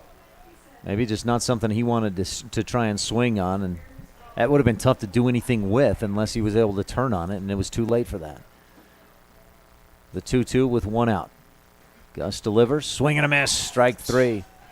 Allred, 5 strikeouts in a row and counting. That brings number 3 hitter Ryan Keith to the plate. He reached on a fielder's choice and scored in the first. Grounded to second, but the Outlaws made the play at second base, and so that allowed Keith to get on to first. He's a big, strong, left-handed hitter. Wide open stance. So it's lefty on lefty as Gus winds and delivers his first offering for Keith, low and away, ball 1. That looked like a hard pitch. You just saw the whiplash come off his arm from that one. 1 ball, no strikes, 2 outs. Outlaws lead 6-2 in the bottom of the third. Allred winds and misses outside. That's just beyond a spot where we've seen some pitches that from our angle have looked outside but have been called strike. That one a little further outside and misses. 2 balls, no strikes. Allred winds, and this time right down the pipe, strike 1. A shout out to Rob Leifson. Sorry, this isn't the Boston Red Sox, Rob, but it's still baseball, live baseball. We're grateful for it here in Gillette this afternoon. The 2-1 from Allred in there. Oh. And that looked high, and it just dropped into the strike zone. Keith frozen. Strike 2. Go ahead. Talking with the coaches for Evanston, they said they weren't working on speed in training camp, but angles, and that is paying off big time here. Delivery is down low, and Keith fouls it off into the batting cage on the down the third base, or over the third base side. Out of play. Count remains 2 balls, 2 strikes. Allred with 2 outs, nobody on. Swing and a miss. He strikes out 6 in a row. Gus Allred on a roll. No runs, no hits, no errors. Nobody left on. 3 more strikeouts to the stat sheet. Outlaws lead 6-2 on this First Bank presentation of Outlaws baseball on the Big Dog and MyLocalRadio.com. When someone says sleep apnea, it usually conjures up stereotype images. This is Dr. Jonathan Morgan. The fact is that sleep apnea affects people of all ages and occurs when there is an involuntary pause of breath during sleep. Are you always tired? At Arrowhead Dental, we offer oral appliance therapy as an effective, non-invasive treatment for certain types of sleep apnea. Schedule an appointment to take a simple in-home test. Visit arrowheaddentalwy.com today.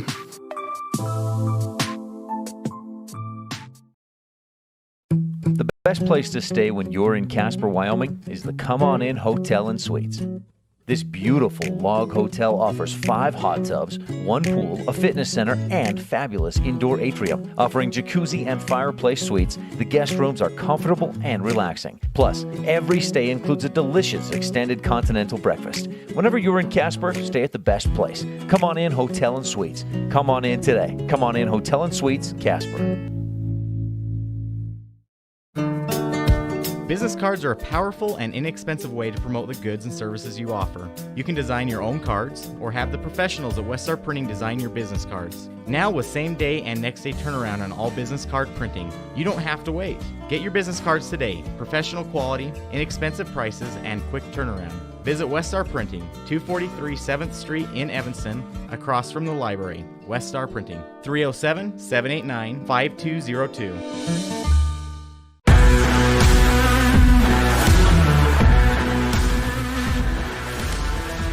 Evanston Outlaws lead 6-2 as we head for the top half of the 4th inning. They've got a time limit on these games at, an hour and 50 minutes? But I don't think they have a time limit on these games. Okay. The one other change we are certain of is if one team is ahead by, is it 8 runs? 8 runs after 4.5. Generally, and especially in conference games, that'll be 10 runs after 5 or 15 runs after 4, I think, as well. But Outlaws up by 4 runs and close the book on Jake's sides. 2 innings pitched, 7 hits, 6 runs, just 2 of them earned unofficially. Did you say 3 walks? Yes. Yes, you're right. 3 walks and 4 strikeouts.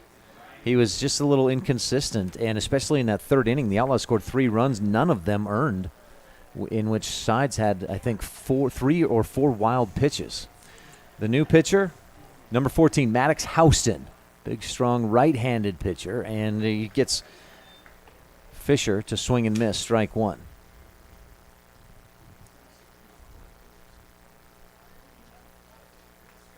Maddox Houston. You got to wonder if his parents or dad was a fan of the Atlanta Braves. Fisher right back up the middle. Grounder is through for a base hit. Single.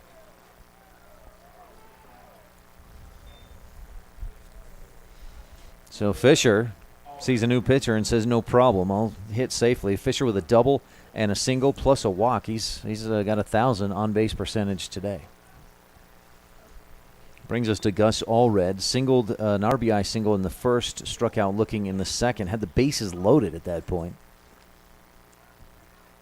Looks like Hack is going to run over to the dugout. He might have gotten something in his eye as he was kind of rubbing his eye earlier. Our broadcast today is brought to you in part by MyLocalRadio.com. Local radio just for you. We've got local and regional news, as you can see if you're watching right now, live regional sports, weather, job listings, giveaways, and contests. MyLocalRadio.com. And speaking of some of the other things we do, we broadcast 4 graduations this week. That just ended. We did Mountain View Monday, Westside, Idaho on Wednesday, Preston, Idaho Thursday, and then Rich High School in Utah last night. We've got 3 more coming up next week with Lyman High School Thursday, Horizon High School Friday, and then the Evanston High School on Saturday. So, boy, and it's I'll be honest, I've never looked forward to going to graduations, but doing these live streams has been a lot of fun. Definitely. Especially seeing the different way the different schools do it. Mountain View on the football field with the graduates in the bleachers.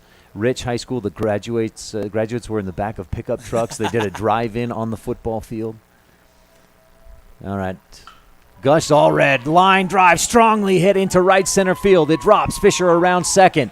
Allred will move and stand up at second base. Fisher to third. A stand-up double for Gus Allred. Nice piece of hit, and the Outlaws are seeing what Maddox Houston is delivering. I was going to mention that breaks the trend of the first runner goes out, second runner goes on somehow. Yeah. This is a better way to do it. Yes. If you can keep it going. But got to admit, watching Brennan Thompson get on base after striking out, that was pretty Gus? awesome. Oh, no, Brennan Thompson Brennan getting on earlier, base after yes. striking out earlier. In that second inning, yeah. Or third inning, thank you. Casey Perriman to the plate, ball 1 on a off-speed pitch, misses outside. And Fisher, he swung and missed on one and then hit the single. Allred hit the first pitch he saw from Houston. Perriman hits right. Real slow-moving breaking ball drops in a bit high. Houston, boy, that's some serious junk. I mean, that's got a lot of movement on it, and it's not coming in real fast. Big lead off of second. Puts a little something on this one and catches the outside corner down low. Strike 1 to Perriman. Wind continues to blow in from the west. It's kind of moving across the diamond, third to first. A bit more than a breeze. Here's Houston delivers. Perriman laces it into left field past the diving glove of Will Clare. Fisher scores standing up. Gus Allred will score as well, and Perriman sprints over to second base. Count it as a 2-run single, which he extends over to second. Outlaws hitting the ball. Casey Perriman, including what he did yesterday against Gillette, he is 4 of 5 for the season with 4 RBIs and a run scored, and he's at second base. Brings Brennan Thompson to the plate with the Outlaws on top big, 8-2 on the Impact Physical Therapy scoreboard. Houston has come in and been rocked so far. Strike 1 to Brennan Thompson down low in the zone. Evanston might be targeting what happened to them last night with Gillette. They're only 2 runs away from it. They're on pace, 8-2 on the Impact Physical Therapy scoreboard, way outside. Good scoop by Cooper Hack. A lot of power off of that from Houston. Something happened. The throwback is off target, and that now moves Perriman over to third. Hack's throw kind of hit off the tip of the glove, almost like a snow cone. Sometimes you'll see that ball stick in there, but Houston couldn't hold it in, and it gets away from him. Good opportunistic movement by Casey Perriman from second to third. So he's on third. Thompson with a 1-1 count, swings and misses. Looked like a foul tip. So Thompson struck out in the third, but it was a wild pitch, and he made it over to first on that strikeout. And then came around to score on a wild pitch as well. He's 0 for 2 in the game. 1 ball, 2 strikes, no outs. Top of the 4th. Thompson, grounder to second. This should score Perriman. Nobody covers first, and Thompson's in safe on the bag. Houston gets there about 14 steps after Thompson was safe. That's a base hit. So Perriman scores. Thompson has his first RBI of the season, and the Outlaws push the lead out to 7, 9-2 on the Impact Physical Therapy scoreboard. 8 after 4.5, and they'll call it. Ryan Keith, the first baseman, thought he had a chance to get to that ball. That's why he wasn't on the base. It made it through him to Micah Carr, the second baseman. He fielded it cleanly and looked to first and said, I got nobody there. Houston just didn't make his way over from the mound in time. And you know who was just as surprised as everyone else in the building was Thompson. Yeah. That's why they tell you hustle the first every time, even if it looks like a routine ball. No Manny Machado's here. Connor Peterson in the hole, left side. Will Clare goes to his knees, knocks the ball down, but he never would have made that throw to first in time anyways. I think that's another single, another base hit for the Outlaws. Connor Peterson on, Thompson over to second. I tell you, right now, Houston is getting rocked, and he's going to pitching. One of the coaches coming out to talk with him. Here's so far, he came in to start this fourth inning. He's allowed a single, a double, a two-run single, an RBI single, and a single. Not a great way to start your outing, and that's how he'll end it as well. Houston is done. So he goes no innings, not even one out recorded. Allows 5 hits, 3 runs, all of them earned, no walks, no strikeouts. And we'll see who comes up next. 22.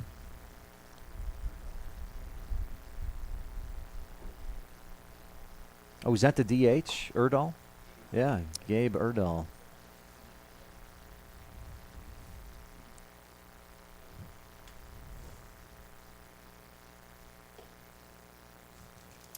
Our broadcast today is brought to you in part by Hoover Chiropractic at 545 Cheyenne Drive in Evanston.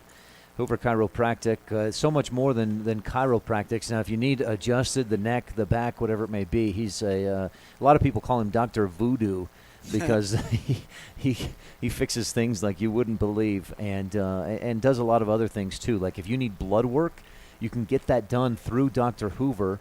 And it's far less expensive than other alternatives in the Evanston area in Uintah County. So that's one option as well as many others. They've got dietary supplements, great weight loss programs, and more at Hoover Chiropractic. And Todd Hoover coaches the American Legion, the Wyoming Legion C team in Evanston. So he's very involved with baseball.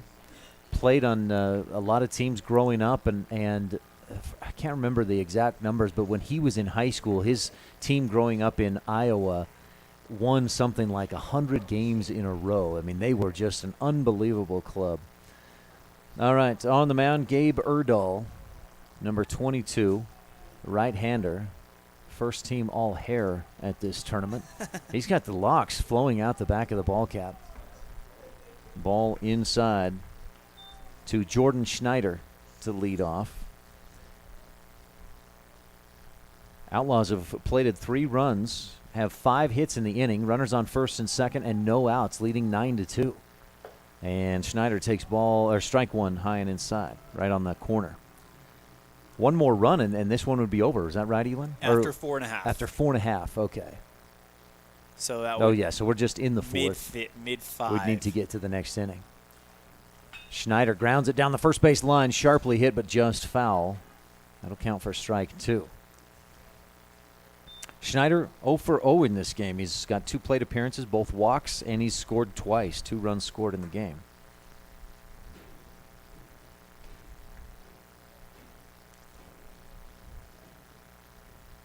Outlaws lost yesterday 11-3 against Gillette. They'll play again tomorrow against Sheridan and then Cheyenne, post 6. We'll give you times on those here in a moment. The 1-2, Schneider fouls back to stay alive. A couple of pitches fouled off. Outlaws tomorrow, they won't be on the radio at 99.1 FM, but you can watch them live on mylocalradio.com. And they play against Cheyenne at 9:30, then against Sheridan at 12. Schneider fouls another one back. He's battling to stay alive. We'll do a pregame, get on air a little before 9:30 tomorrow morning. It'll essentially be like a doubleheader, but I think we'll do 2 separate streams if you're going to look to watch that tomorrow on My Local Radio. Since it's 2 different teams, we'll do 2 separate streams on that on mylocalradio.com. Erdahl looks in, looks back to second, and then delivers. Schneider swings and misses, strike 3.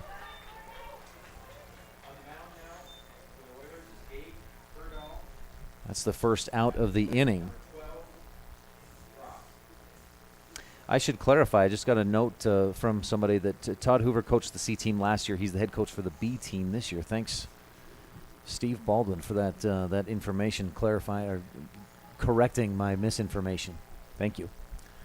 Outlaws with runners on first and second, high and inside to Gross, and he leans back just enough to avoid getting hit. Ball 1.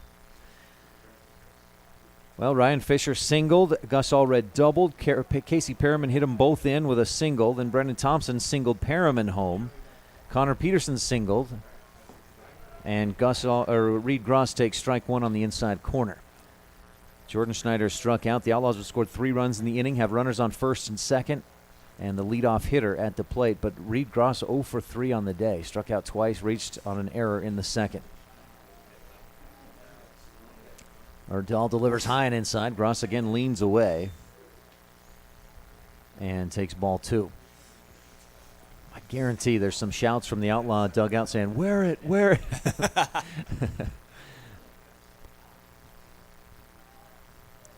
Gross steps back in. He's a right-handed hitter. Erdal throws right and catches the high inside corner for strike 2. That was up. I mean, that was at his hands, holding the bat up high above his shoulder. That was a high strike. 2 balls, 2 strikes with 1 out. Gross swings. That's almost the same pitch, and that's a good recognition by Gross as he fouls it back. He knows if I don't swing at this, I'm going down looking. This is way out of the zone, but I've got to do something, so he fouls it off. Outlaws with 2 runs in the first. Casper answered in that first inning, but then Evanston scored 1, 3, and 3 in the last couple innings. Casper has not scored since that first. Gross swings again, same spot, high and inside, and fouls it off over the first base dugout. We haven't seen any speed from Erdal yet, so you wonder if he's going to try to pump something in now that Gross seems to have that timing on that breaking ball down. Yeah. Gross, just very good awareness at the plate, though, knowing that he can't let those pitches go by. When he saw that second strike called high and inside, and this one he gets plunked on the left hip. First hit by pitch of the ball game, and Gross is on for the first time of the ball game. Thompson moves to third. Peterson to second. Bases loaded, 1 down.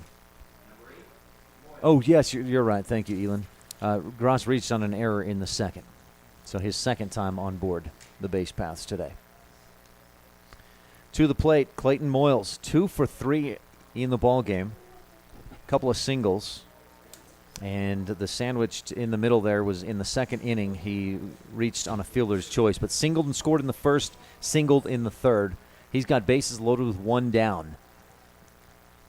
Defense in on the corners as Moyles takes a ball inside. Hack knocks it down the third base line and keeps the runners at the bases. I think Hack has a bloody nose. It looks like there's a tissue shoved up there. Go ahead. One situation that comes into play here is if Moyles can somehow lift it into the outfield, that gives time for Thompson to tag up and score with only 1 down. True. Yeah, if he can get something deep into the outfield. Moyles waits. He hits right. Erdal misses high, and ball 2. So 2 balls and a strike for Moyles. You mentioned Hack and the tissue in his nose. We need a wrestling coach here. That would have been done bleeding like 30 seconds after it started. Coach Wagstaff and Coach Cornea might be able to help with that. Here's the 2-0 from Erdal, and Moyles hits it high down the right field side. Doyle chasing and makes the catch. Brody Doyle in foul territory, but that was deep enough, and he was ranging quickly enough to his left that the runner's able to tag. Thompson scores, and everybody else advances as well. So for Moyles, does that go in as a sac fly? I would think that's a sac. So that does not count against as an at-bat today. It counts as a plate appearance, but an RBI for Moyles. And so Peterson advances to third. Gross over to second. Runners on second and third. Thompson scored for the second time today as Jagger Mitchell steps to the plate. This is his second plate appearance in the 4th inning. Mitchell laces it into left field, and it bounces once in front of McLean. That'll score 1 run. Connor Peterson crosses the plate. Gross stays safely at third. Mitchell with his second RBI of the game and his second single of the game. Goodness, the Outlaws pouring it on here in the 4th. They scored 3 runs in the third with only 1 base hit. They've got 6 base hits here in the third. And still going. Runners on the corners. Ryan Fisher, he led off the inning with a single and scored in this 4th inning. Fisher takes ball 1 inside. We saw Maddox Houston start the inning, allowed 5 hits, 3 runs, all of them earned before the Outlaws knocked him out. Gabe Erdahl has gotten a couple batters retired, but has runners on the corners. Outlaws on top, 11-2. 1 ball, no strikes to Ryan Fisher. Right-handed hitter takes ball 2 down in the dirt. Gus Allred on deck. He doubled his last time up.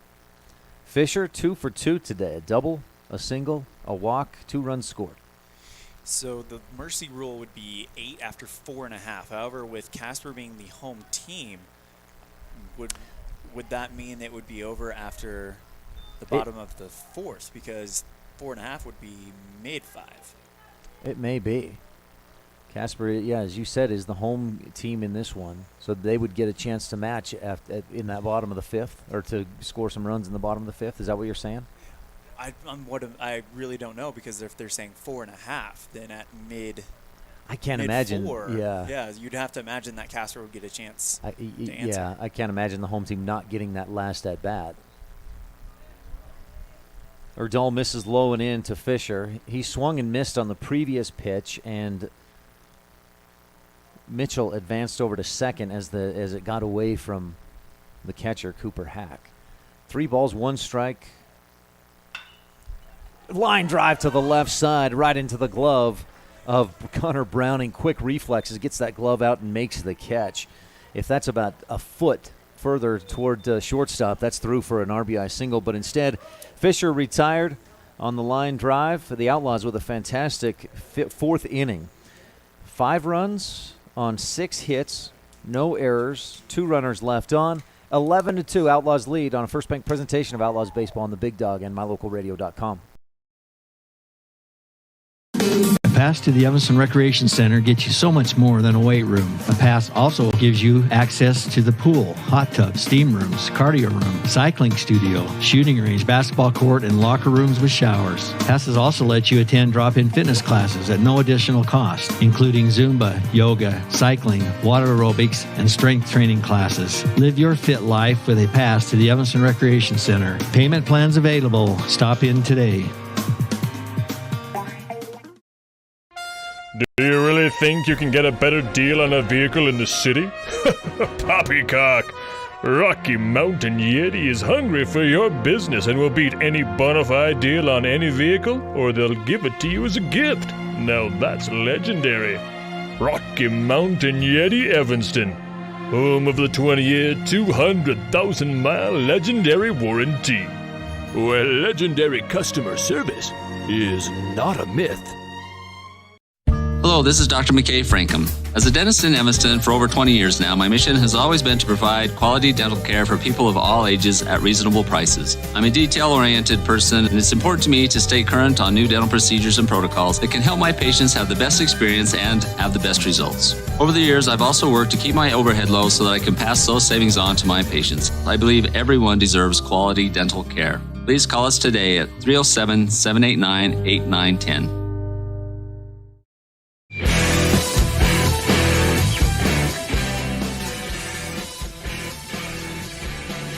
What a big inning for the lopsided inning for the Outlaws in that 4th. Evanston first 5 batters reached with base hits, single, double, single, single, single. And Evanston got 5 runs on 6 hits in that 4th inning. Poor Maddox Houston, he'll look for better days. He started that inning pitching and gave up 5 hits, 3 runs, and then he got the hook. Gus Allred still on the mound for Evanston. In his 4th inning of work, he hits the first batter he faces. Will Clare heads to first. Clare, a 2-run triple in the first. Those accounted for the only 2 runs of the game so far for Casper. Gus may be thinking, I'm not going to give him that chance this time. Surely wasn't intending to hit him, but That is what happens. And so Claire on first with no outs. Gabe Erdahl was the designated hitter. Currently the pitcher at the plate. Hits right. Ball down low from Allred, but Reed Gross, again, just a great job as the catcher scoops it up and holds Claire at first. After that hit batsman, that ends a six-batter streak of strikeouts for Gus. Allred Wines delivers, pop toward the first base side. Thompson chases, but it's out of play. Yeah, he struck out the side in the second, the 7, 8, 9 hitters, and then he struck out the side in the third inning, the 1, 2, 3 hitters. That's top, impressive. I'll go bottom. Yeah. So Claire on first, a 1-1 count for Gabe Erdahl. He's 0 for 1, popped out to second. Or no, popped out to the catcher, rather. It was over toward the first base dugout, and Gross made the catch. Allred throws to first. That's the first time we've seen his pickoff move today. More impressive, 4 of those 6 strikeouts were looking. That is impressive. He's got that that spot that he found on the outside corner against right-handed hitters. A breaking ball that looks like it's going way out. It goes back to what Evanston coaches have been preaching is don't worry about speed and overpowering. Let's get the angle. Swing and a miss. Strike 2 to Gabe Erdahl. 1 ball, 2 strikes.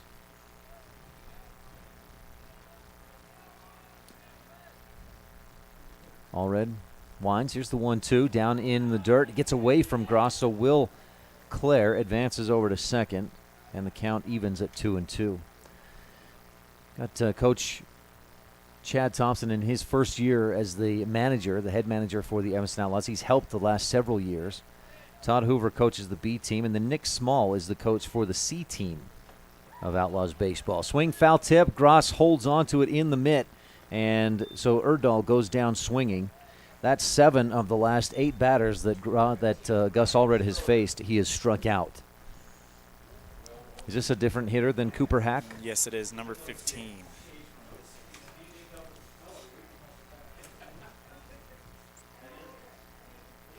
We'll get that name here in a second. Right-handed hitter. Takes strike 1 on the outside corner. So number 15 is Ryan Schroeder.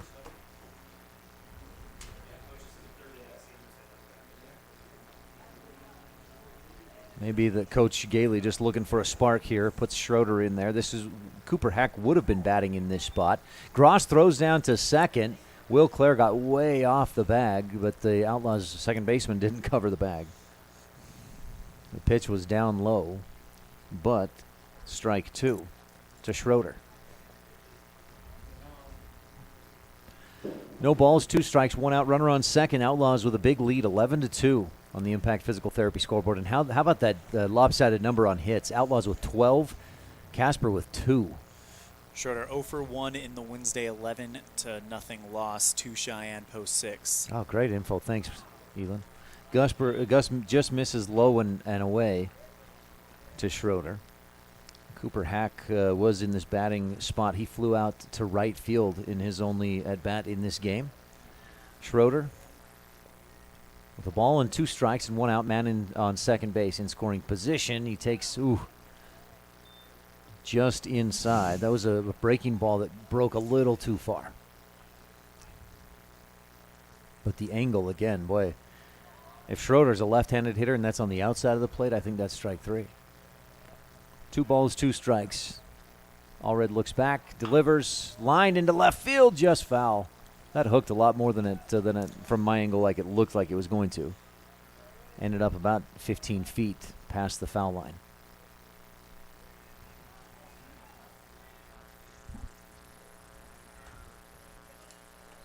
Well, a cool afternoon here in Gillette. Outlaws will play this game, then they'll be done for the day.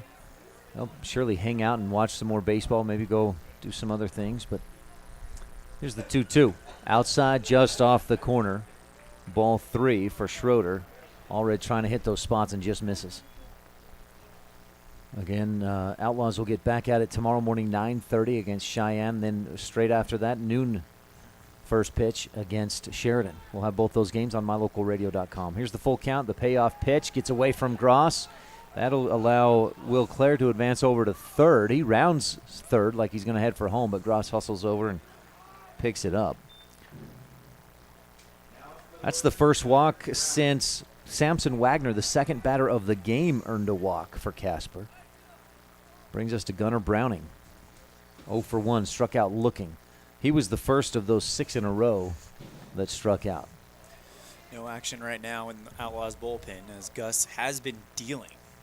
Runners on the corners with 1 down.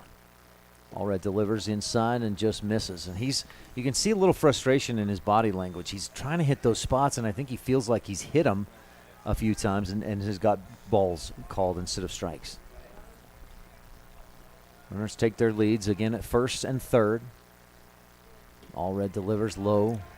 Ball 2. 2 balls, no strikes. We're seeing a few more times that after pitches, he takes the hat off, and fixes the hair, puts the hat back on, check the belt. Takes a deep breath. The 2-0, outside corner, must have been low. Ball 3. Gus, it seems like now is just trying to get a feel for what the strike zone is. He may feel like he's kind of lost track of it a little bit. Outlaws lead 11-2 in the bottom half of the 4th. And Allred finds that inside corner, strike 1 on the 3-0 count. And that goes to 3-1.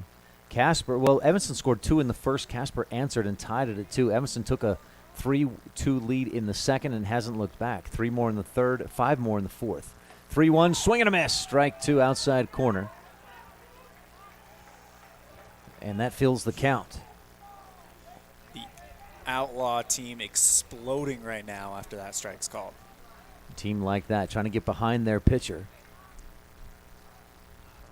3-2 the count. The payoff pitch down low, too low, and that walks the second straight batter. Hack moves over to second. Browning on to first, and the bases are loaded with Will Clare on third. Brody Doyle to the plate, or is this somebody else? Yeah, it's Doyle. Okay, thank you. Quick chat from Coach Thompson out there to chat with Gus Allred. Wish we had a mic on those guys to hear what they're saying. Oh, wow, Gus is done. Just like that. That might have, with how long that conversation took, it might have been Coach Thompson asking him, what do you want to do? And Gus may have been like, hey, let's get me out. Let's get this last out with someone. Jagger Mitchell coming in. I've got Gus, and this is an unofficial number, but at 68 pitches. And this early in a season, I think you're going to put a cap on guys at about 50, 60, Gus going almost 70 pitches. Not surprising there. So Gus Allred done. We'll see how things shift as Jagger was at short and moves to the mound. This is the first time we've seen him pitch this year, and he is looking powerful. Thompson will often play second base as Gus usually plays first. We may see Schneider move over to short. We'll see how the shift moves. But I think so we close the book on Gus Allred. What did he do? 4 or 3 1/3? He is responsible for the runners on right now. So so we can't quite. You're right. Can't quite close it yet. But the way Jagger's throwing during warm-ups makes you wonder if he's going to go out there get a quick ground out or something. We do know that Gus went 3 1/3, allowed 2 hits. So far 2 runs, both of them earned. Interesting. Will Clare over on third base was just kind of hopping around. Might have been faking it out or something, but it did look like he was hobbling a little bit. Interesting. 3 walks, 7 strikeouts for Allred, including 6 in a row batters that he struck out. 4 of those, is that right? 4 of those were on. 4 of them were looking. Our broadcast brought to you in part by Superior Rental and the Gun Room at 371 Prospector Drive in Evanston. Superior Rental is a service. They're a servicing dealer, so you buy it and you can have it serviced at the same location. That's simple and easy. Superior Rental and the Gun Room. Is this Brody Doyle then at the plate? He takes strike one from Jagger on the outside corner. Nasty pitch. That was one of those ones that looked like it was inching more and more outside, but just held on.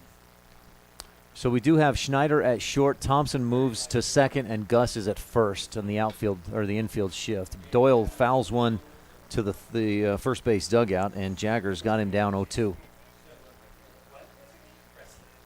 So let's see.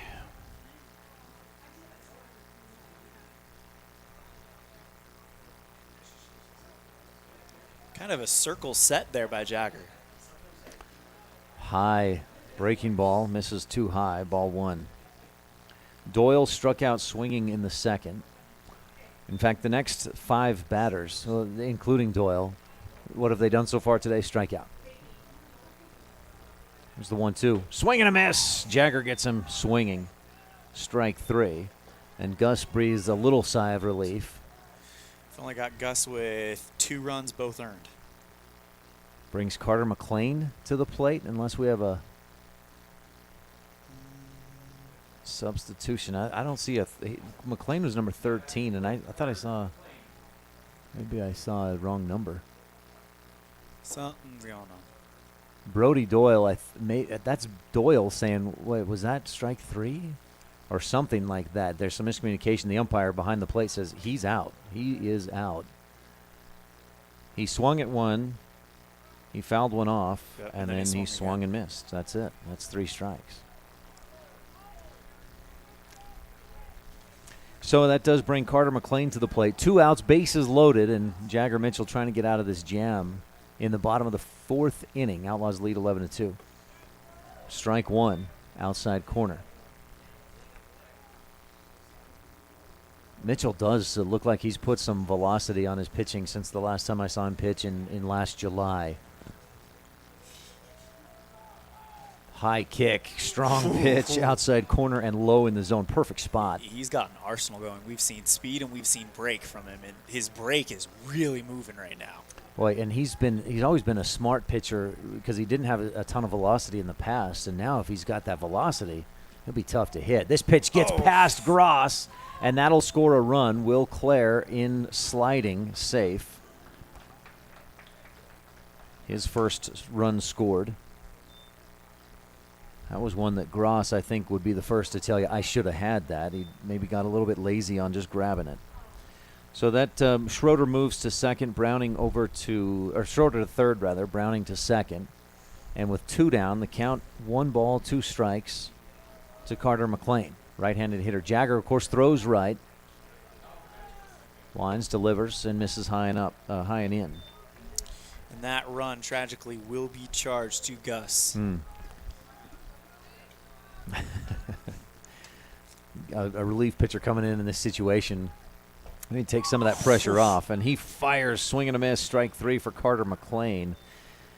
And the Outlaws lead 11-3. Casper with 1 run here in the bottom of the 4th on this First Bank presentation of Outlaws Baseball and the Big Dog and MyLocalRadio.com.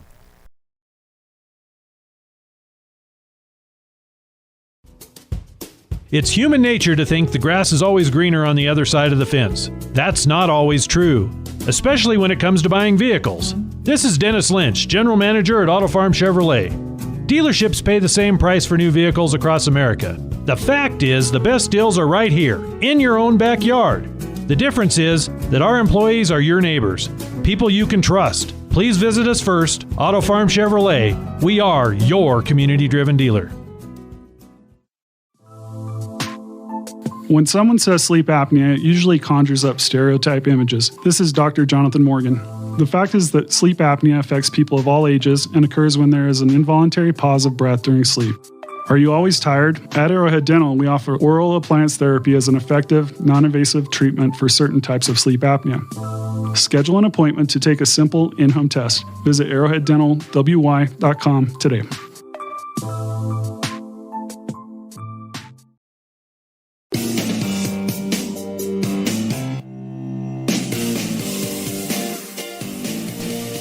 Welcome back to HLADKY Memorial Field. While we were on the break, they called the game. They announced that was it. The Outlaws with an 8-run lead, and they're saying that after 4 innings, an 8-run lead is kind of like a mercy rule here. partly for the cleanliness. They want to get fans cleared out and clean things up so the next fans can have a sanitized sitting, spectator space. And then also for teams to get cleared out and allow the other teams to come in and things like that. So bottom line is Evanston was up big and earns the win 11-3 on the Impact Physical Therapy scoreboard. Outlaws, the winning pitcher, Gus Allred, goes 3 1/3, allowed 2 hits, 3 runs, 2 of them earned, walked 3, struck out 7, and those 7 strikeouts came in the span of 8 batters. He struck out the side in the second and the third, and then struck 1 more out in the fourth. Jagger Mitchell finished things off for the Outlaws, getting those final 2 outs from the mound. 11-3 the final. This is your Jimmy John's Freaky Fast recap. Jimmy John's at 113 Front Street in Evanston, where fresh and fast meet. And the Outlaws earn the win 11-3 to improve to 1-1 on the season after yesterday's 11-3 or 11 to what was it? Was it 11-3? Yeah. That's interesting. Well, another interesting thing is Casper lost to Cheyenne 11-0. Yeah, 11 is the magic number so far. All right, that's your Jimmy John's Freaky Fast recap. Jimmy John's at 113 Front Street in Evanston, where fresh and fast meet. Elan, let's take a quick break, and then we'll be back with some final stats and things like that. 1 second. I think we're hearing that it's not over. Oh, it's not quite over? We're hearing that the person said it's not over, so they're going to play a 5th inning. We're not done yet, guys. I don't know. Yeah, in American Legion, I've never seen that they end after 4 unless it's a 15-run difference. So are we doing one more? Are we doing another inning? Okay. All good, right, so good. cool. No, we're not done yet. Stick around. Got more baseball coming up. Casper's down there on the third base line in a circle kind of talking, okay, guys, so next time and this time and what did we do and how can we be better? Evanston was starting to clear the dugout. Coach Thompson talking with one of the officials. I mean, he's got a backpack on ready to go. So does Coach Mitchell. We'll just keep it right here. Don't go anywhere. This game not officially in the books yet. We'll see how they what they decide to do. 11-3 though, the Outlaws with the lead, and they've been the visitor in this one, so they would be at the plate in a moment. And if we get to that, if we get to play another inning, we'll see Gus Allred, Casey Perriman, and Brendan Thompson due up. So they're going one more inning. The Outlaws still, coaches kind of milling about outside. They have not taken their backpacks off yet. We'll take this opportunity to thank a couple of our sponsors. The store in Evanston in the Monkey Shine Strip Mall next to the laundromat. They're open Fridays 1 to 6 and Saturdays 10 to 4. Clothes and more, and it's like a thrift store. What do they call it? Is that what they call it? A thrift store? Like a secondhand store. Yeah. Thank you. That's what I was trying to think of. And they've got some great items and priced fairly, so that you can pick up all what you need at a good price. That's the store in Evanston in the Monkey Shine Strip Mall, and by mylocalradio.com. Local radio just for you. We're happy and just so excited to have baseball here live on mylocalradio.com this weekend. So to straighten out any confusion, let's just say 8 after 5. I mean, if we could just say it, then we would say it. I don't think it's determined by what we say. I know, right? Unfortunately. But normally, yeah, you do see it's a 10-run rule after 5 innings. Interesting yesterday that Outlaws and Gillette went, 5.5 before that game was called at an 8-run advantage. Was it the bottom of the 6th when Gillette went? The 6th when Gillette got they got up by 8, so that's where that makes sense. Yeah, because they were the home team. So yeah. They've talked with Casper. The Oilers are making their way back to the dugout. So that was on the umpires. They said we're done, and all right, and everybody started clearing out. They're not here and they're not listening to us, so we can point the finger at them and get no repercussions. The fans have already cleared out. The fans are gone. So you've got 3 Casper Oilers, 4, 6, 7, 8. More Casper Oilers coming back out onto the field for what will be the top half of the 5th inning. Outlaws coach Jason Mitchell still has his backpack on. I don't know if he's quite. He was like, "Man, I was ready to go get a burger. I'm hungry for lunch." Ooh, that does sound good. Go get a Jimmy John's sandwich or something, huh? Our broadcast is also brought to you in part by Superior Rental and the Gun Room at 371 Prospector Drive in Evanston. If you're thinking about a gun, Superior Rental about a year ago restructured all their gun prices and things like that, and they really, I mean, and especially when you consider buying a gun, you want to be able to hold it, to handle it, to make sure it feels good in your hands, and make sure it's a comfortable weapon for you. So it's always a good idea to go somewhere where you can do that, and the Gun Room, they can. Their prices are very competitive with anything you can find online. So if you're in the market to purchase a gun, stop in at the Gun Room, 371 Prospector Drive. They've also got a full-time mechanic who maintains all their industrial rental equipment. So when you need it, it's been serviced and it's ready to go for you. 371 Prospector Drive in Evanston, Superior Rental, and the Gun Room. All right, so we are going to go at least one more inning, and if Evanston can extend its lead and then hold Casper from getting any more runs, Evanston leads by 8, and they're doing an 8 runs after 5 innings. 4.5, 5. I mean, if it's the home team, it would be 4.5, because what's the point of extending the lead if you're the home team? Where Evanston is the visiting team and the team with that 8-run lead, we would go through 5, I would assume. So, back out on the mound, Gabe Erdahl. He came in and threw 22 pitches in the top of the 4th inning after Maddox Houston faced 4 batters and allowed 4 hits, or 5 batters and allowed 5 hits. Since then, Erdahl came in, struck out Jordan Schneider, hit Reed Gross with a pitch, allowed a run or 2, and then got a couple of outs. Ryan Fisher most recently was retired. He hit a laser to third base, but unfortunately for Evanston, it was right at Gunnar Browning. So we'll see Erdahl come out. Again, Evanston will have Gus Allred, Casey Perriman, and Brendan Thompson hitting. That's 5, 6, 7 in the order. Elan, the Outlaws will get back on the diamond tomorrow. What are those times again? We got 9:30 for the first game against Cheyenne, and then 12 or right after for the game against Sheridan. Evanston, I think, will be the home team in the game against Cheyenne.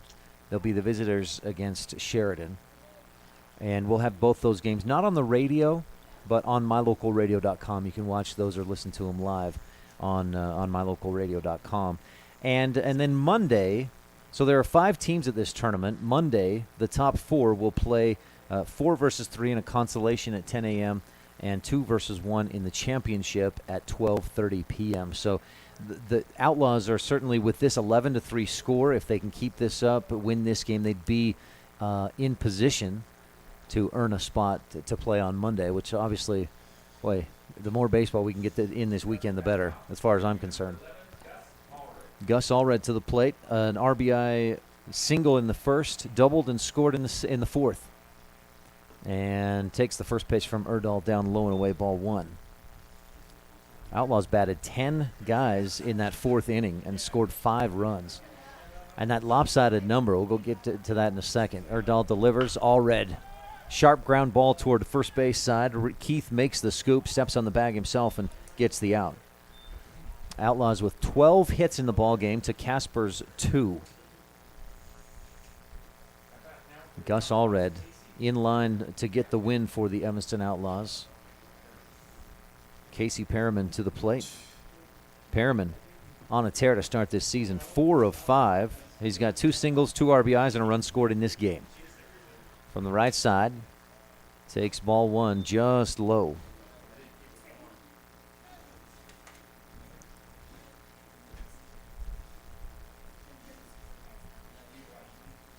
Erdahl throws right and delivers inside and down low again to Perriman, ball 2. It looks like Ryden Schroeder is coming in for catcher for Cooper Hack as well. Maybe that nosebleed was keeping him off the field.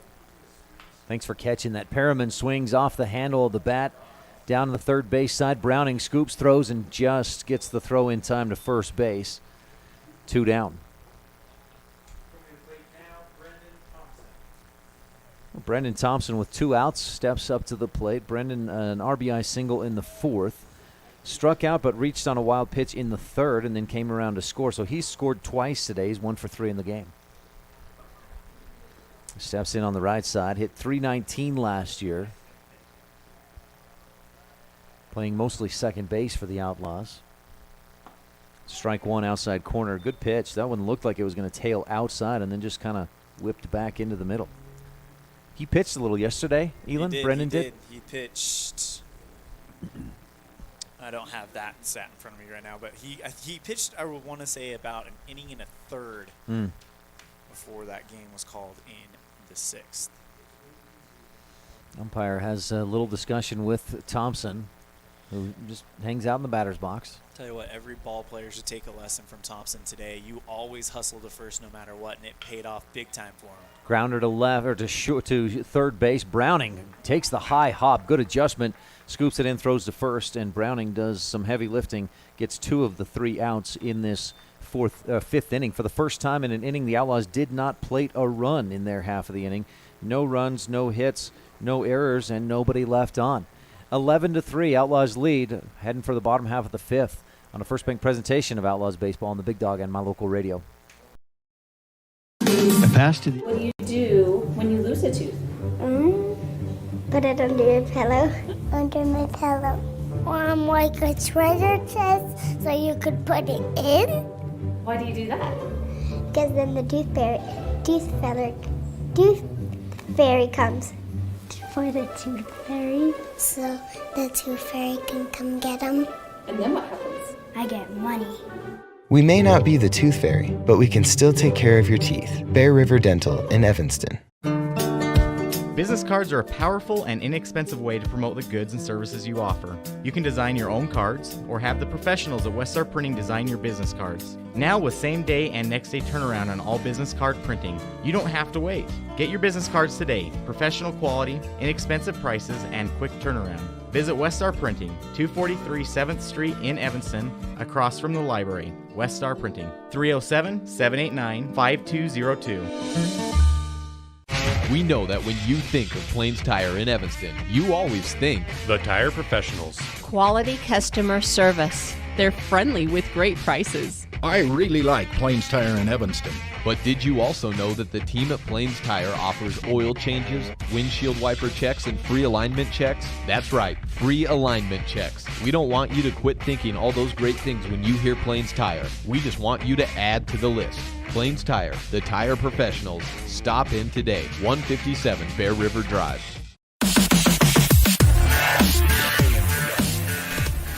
Casper with the top of the order coming up. That's where you want to be if you want to start a rally. Micah Carr, who's 1 for 2 on the day, struck out looking in the third, but singled and scored in the first.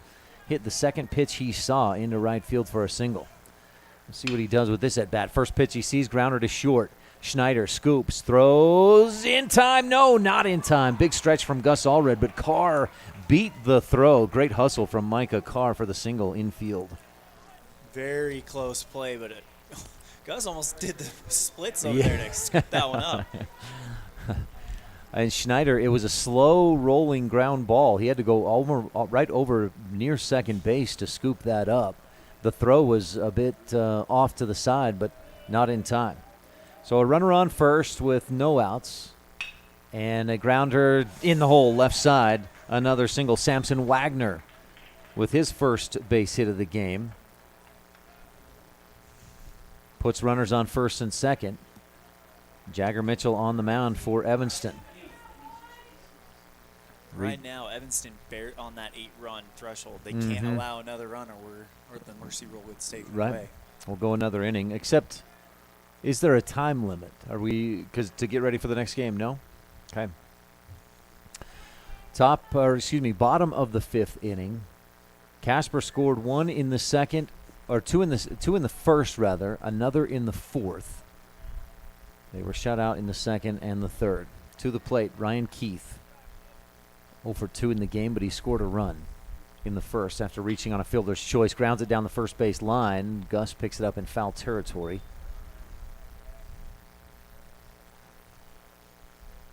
On deck, Will Clare had a 2-run triple in the first inning. Mitchell hits right. Throws right. Keith hits left and takes ball 1 just outside. That one kind of curved around the outside of the plate. A cool, windy day. Wind blowing third to first across the diamond. Ball 2 down low from Jagger. Ryan Keith, first baseman. Again, 0 for 2 in the ball game, but he scored a run, reached on a fielder's choice in the first, and then scored that on that RBI triple by Will Clare, the man on deck.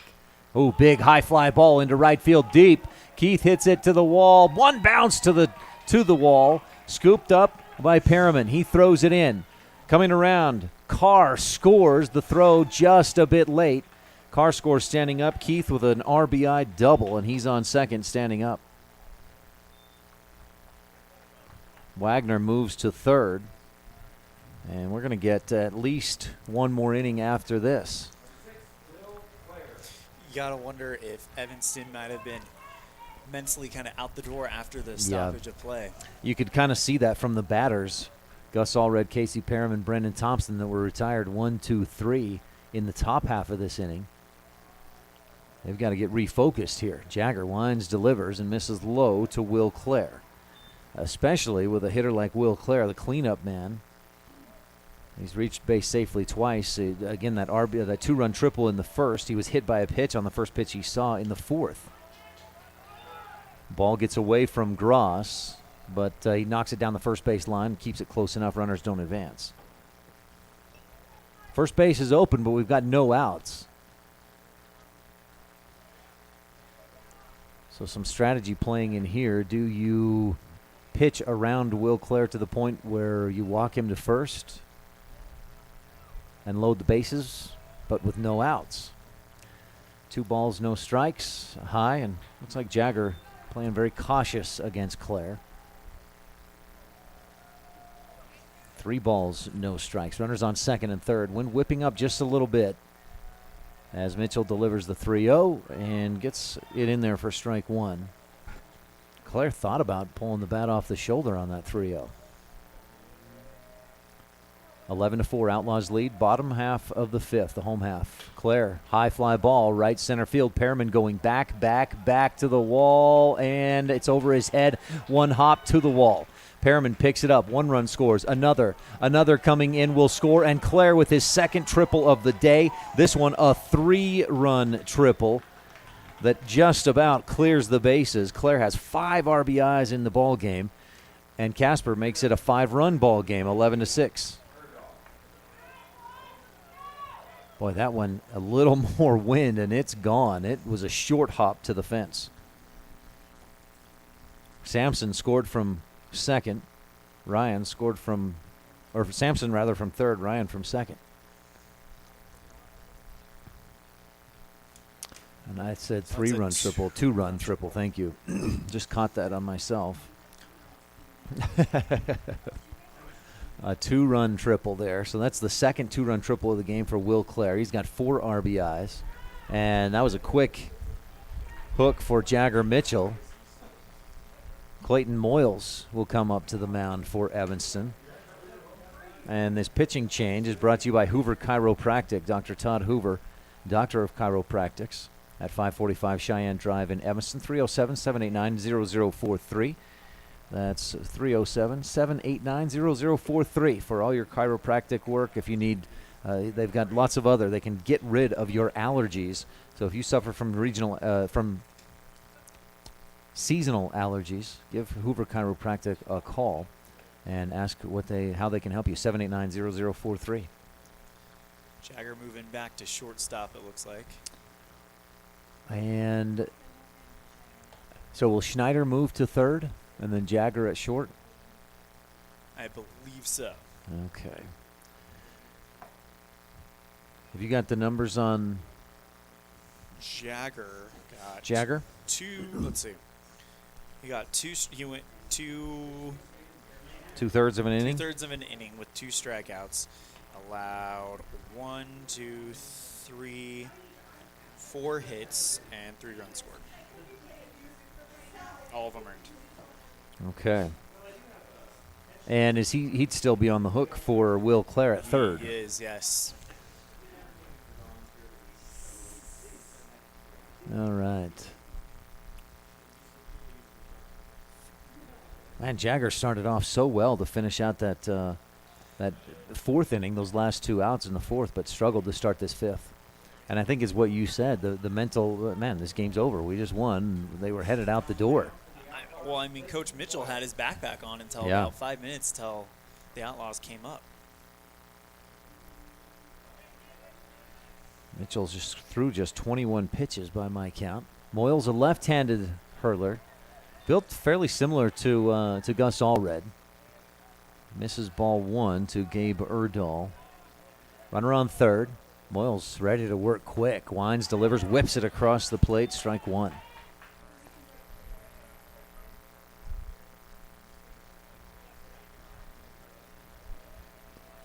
Moyles winds and delivers. Erdahl, a right-handed hitter, fouls it off over the first base dugout and now is down in the count. 1 ball, 2 strikes. 11-6, Outlaws lead. It was an 8-run lead just moments ago, but 3 runs so far here in the bottom of the 5th and no outs yet for Casper. At the plate, the home team. Moyles swing and a miss. Strike 3 for Erdahl, and Moyles gets his first strikeout of his Outlaw career. I think this is his first pitching appearance as an Outlaw. And his first batter that he faces, strikeout, swinging. Pretty good for Moyles. Swing and a miss for Ryan Schroeder. He replaced Cooper Hack in the 4th inning. Earned a walk. We'll see what Schroeder does here. Down 0-1 in the count. 0-2. Pretty pitch from Moyles.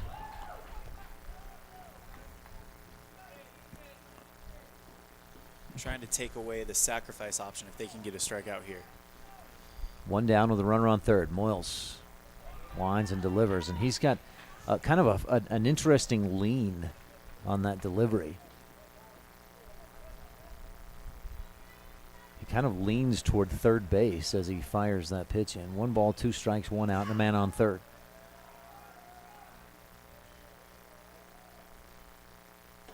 Swing and a miss. Strike 3.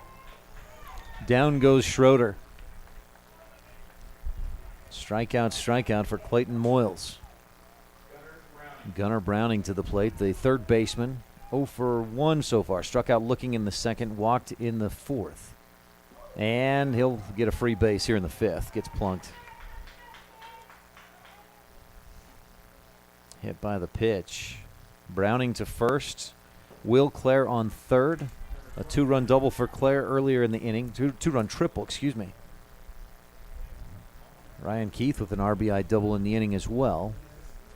We had, so Jordan Schneider moved from short to third, and Jagger Mitchell, who was pitching a moment ago, moved over to shortstop. Thompson stays at second, Allred at first. Moyles delivers inside and misses. Ball 1. Outfield remains the same for Evanston. Connor Peterson in left, Fisher in center, Perriman in right, and Reed Gross still behind the plate. Doyle hits right. Moyles throws left, misses just high and outside. Ball 2. Now Moyles struck out the first 2 batters he faced in Gabe Erdahl and Cooper Hack, then hit Browning with a pitch. So he's on first with 2 outs. Clare on third. Moyles delivers strike 1 on the outside half.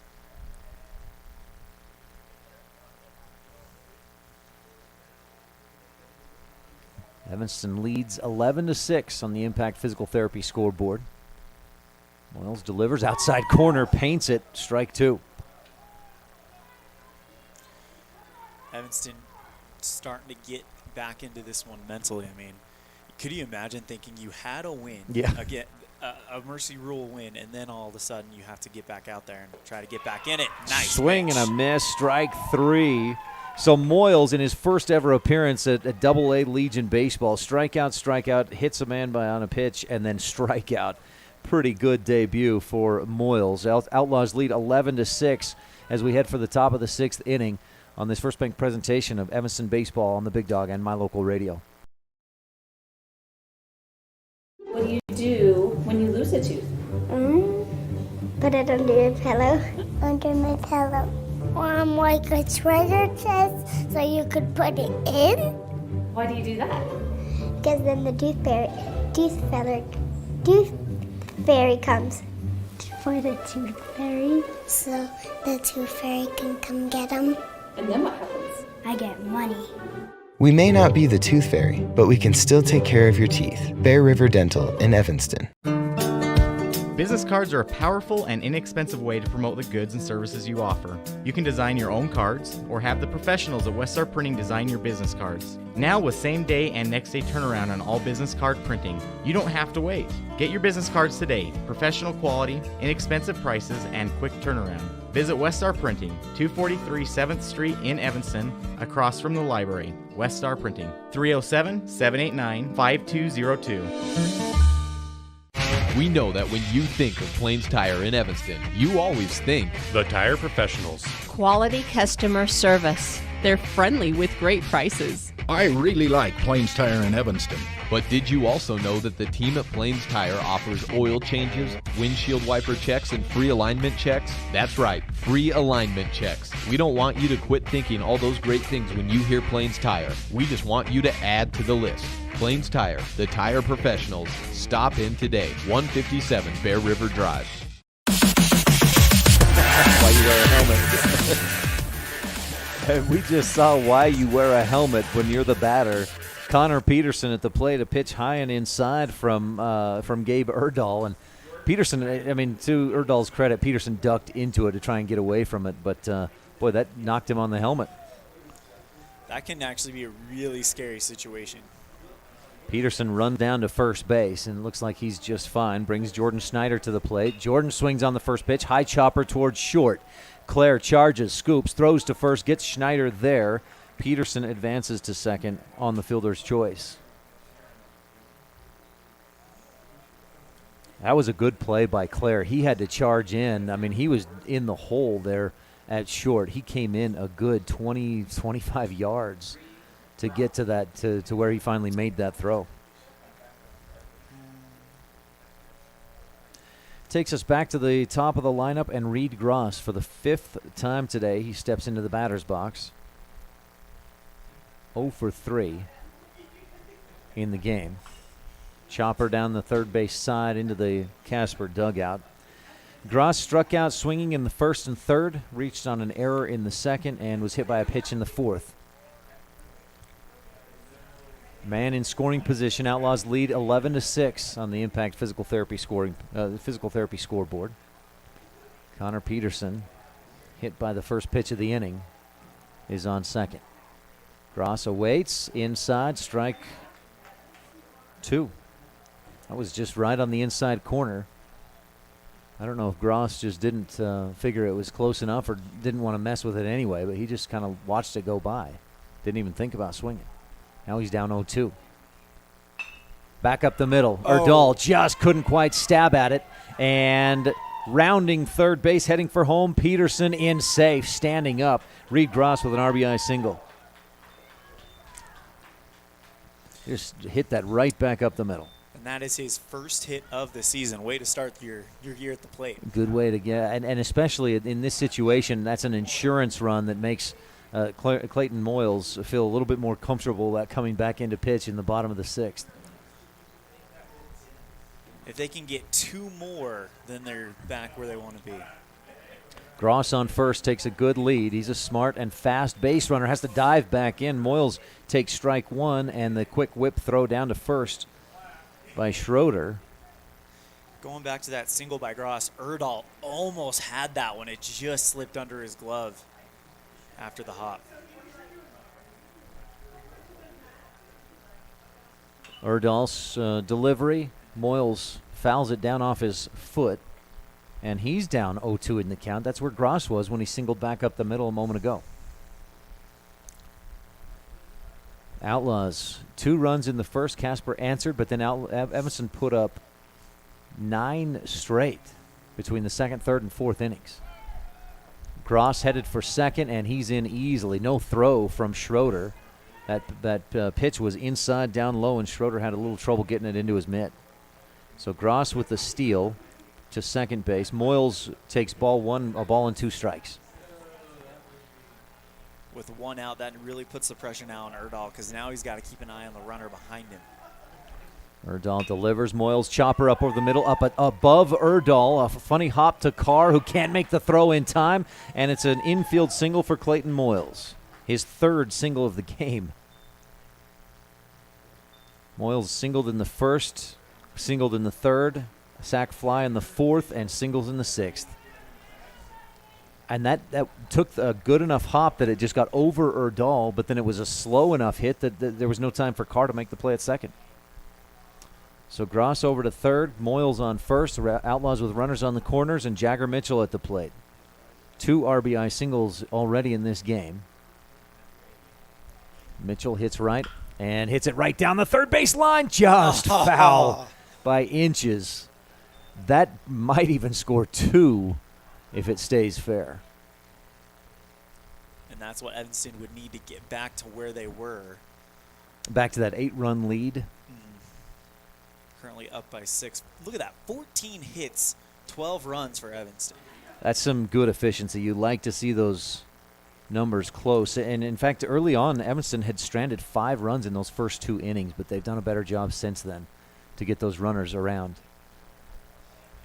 Inside, ball 1, excuse me, for Jagger Mitchell. And a victory like this really would show the mental toughness of this team. They go and get mercy ruled in their opening game of the season here in Gillette against Gillette, and now they come out against the defending state champions and do this. Low and away, down in the dirt, good scoop by Schroeder. That's 2 good scoops in a row. Well, the previous pitch, not a clean scoop, but he kept it in front of him. Anything past the catcher, the foul territory is pretty big here at Gillette at HLADKY Memorial Field. So anything past the catcher and a runner is going to score. Jagger, again, turns on it down the third base line, but just in front a little too much. Foul. Good contact, but foul ball. 2 balls, 2 strikes from Mitchell. Runners on the corners with 1 out. Evanston leads 12-6 on the Impact Physical Therapy scoreboard. And they've hit the ball well today. As you said, Elan, 14 hits, including 6 in that lopsided 4th inning. They had 6 hits, 5 runs in the inning. One thing to look out for last night, Jagger took one deep into center right. That would score a run for sure. That one's off of the catcher. That one way outside, a wild pitch, scores Reed Gross. Moyles over to second base. That's at least the second batter or the second base runner who's scored for Evanston on a wild pitch. Jake Sides had a couple of wild pitches in the 3rd inning, and Evanston took advantage with 2 runs scored in that inning. So that's 3 runs on wild pitches today. So Moyles over to second base. Jagger Mitchell with a full count. 3 balls, 2 strikes. Gabe Erdahl on the mound, throwing right. Delivers inside, and that hits Mitchell. Didn't even budge. He's like, it's a baseball. I'll take that in the shoulder. He's a solid kid. And so Moyles stays at second. Mitchell over to first. And we may have a pitching change. It looks like it. This would be our 4th pitcher of the day for the Casper Oilers. Erdahl has had some success. He's got runners on first and second that he'll be accounting for. Let's see. He came in with no outs in the 4th. Looks like it's going to be Connor Peterson who they're calling in from left field. And then number 3, Michael Carr moving out to left, it looks like. Wait a second. So Carter McLean in from left? Whoever was in left field, I believe that's... Yeah, Carter McLean, you're right. Okay. Sorry, I was looking at the wrong sheet. I had Peterson I thought, wait a minute. Connor Peterson, he's an outlaw. This pitching change is brought to you by The Store in Evanston. They're in the Monkey Shines strip mall next to the laundromat on the north side of Evanston. Clothing and more. Open Fridays 1 to 6, Saturdays 10 to 4 at The Store, a secondhand store in Evanston. The Store. All clothing items, I think, just $5, and they've got some great stuff in there. That's The Store at the Monkey Shines, next to the Monkey Shines laundromat in Evanston. All right, so you're right. I just caught the back of the jersey. Carter McLean coming into pitch. And you saw second baseman Micah Carr head out to left. Yeah, looked like number 3. Okay. Michael Carr head out to left. We'll have to see who moves to second base. It'd be easy if it's Erdal because you just look for those long flowing locks. Right. But I don't see him out on the field at this point, out on the diamond. Now, Erdal went 2 1/3 innings. Allowed, let's see, 1, 2 hits. Nope, 3, 4. 4 hits. He's hit 2 with a pitch. Can't close the book on him just yet. Did he strike anybody out? 1. Struck out 1. And walked. Didn't walk anybody other than those. Of course, that's a different stat, hit by a pitch. So, Outlaws will have Ryan Fisher coming to the plate with Clayton Moyles on second. Moyles has had a great day so far at the plate. 3 singles plus a sac fly, an RBI, and a run scored. And then he helped his case a bit. He came in pitching in the top or the bottom half of the last inning and struck out 3 of the 4 batters he faced. And I think this is his first appearance pitching as an Evanston Outlaw. So that's an impressive debut. 13-6, Outlaws lead by 7. Again, here at this tournament, if it's an 8-run rule rather than a 10-run rule after 4.5, 5 innings. So I wonder if they would call it if Evanston gets that 8 cushion again. I would be really surprised to not see the home team get a chance. Agreed. In the bottom of the 6th inning is where we're at. Fisher grounds 1 to short, and it's off the knee of Will Clare. He boots it over towards second base, and that gets Fisher aboard on the E6. Moyles to third, Mitchell to second, Fisher on first. Bases loaded, 1 out for Gus Allred. An RBI single in the first, doubled and scored in the 4th. Struck out looking in the 2nd, grounded to first in the 5th. Allred last year, 28 RBIs. Ball 1 outside. Scratch that, 37 RBIs. I got my stats mixed up. He scored 28 runs, had 37 RBI. Ball 1 outside. And a line drive into right center field. This bounces once, knocked down by Wagner in center. 1 run will score. Moyles comes across. Mitchell on his horse. He scores as well, standing up. And Gus Allred with a 2-run double. He just ripped that into right field. That brings Casey Perriman to the plate. Fisher advanced around to third base. Gus Allred, 3 RBIs in the ballgame, 2 doubles and a single. And Perriman has a couple of RBIs in the game as well. 2 singles, and he's scored once. Has runners in scoring position on second and third. Takes ball 1 upstairs. Carter McLean, thin right-handed pitcher. Looks in. Perriman hits right, and that one grazed his shoulder. He spun to try and get away, but could not quite clear. That loads the bases with 1 out, and the Outlaws lead by 9, 15-6 on the Impact Physical Therapy scoreboard. Stay tuned in the postgame show. We'll have the McKay Frankham Dental Services precision play of the game. Another Jimmy John's freaky fast recap. And another Jimmy John's freaky. That's right. Brendan Thompson loops one into right field. That'll score a run at least. Fisher from third scores. The Outlaws move station to station and lead by 10, 16-6. Thompson just smart piece of hitting there. Didn't try to do anything with it other than, hey, there it is. I'll just tap it into right field. That's the 2nd RBI of the game for Thompson. And Evanston, boy, my goodness, after 3 runs yesterday against Cheyenne. Gillette. Thank you, against Gillette. Thank you.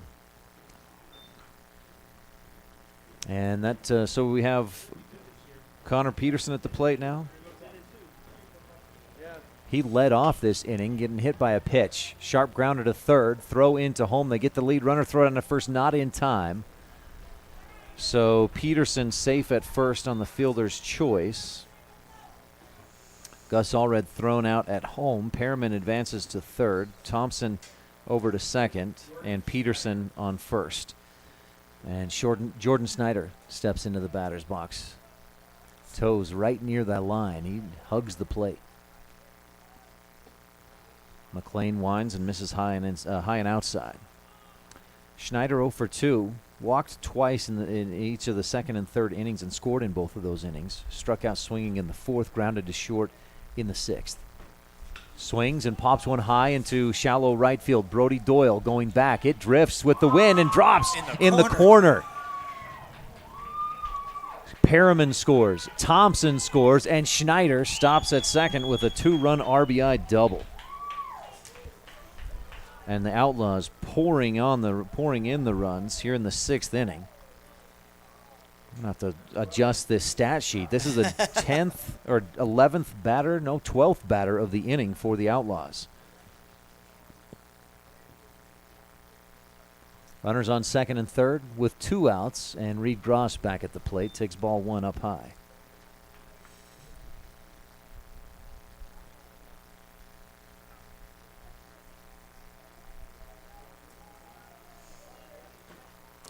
Gross steps back, takes ball 2 inside.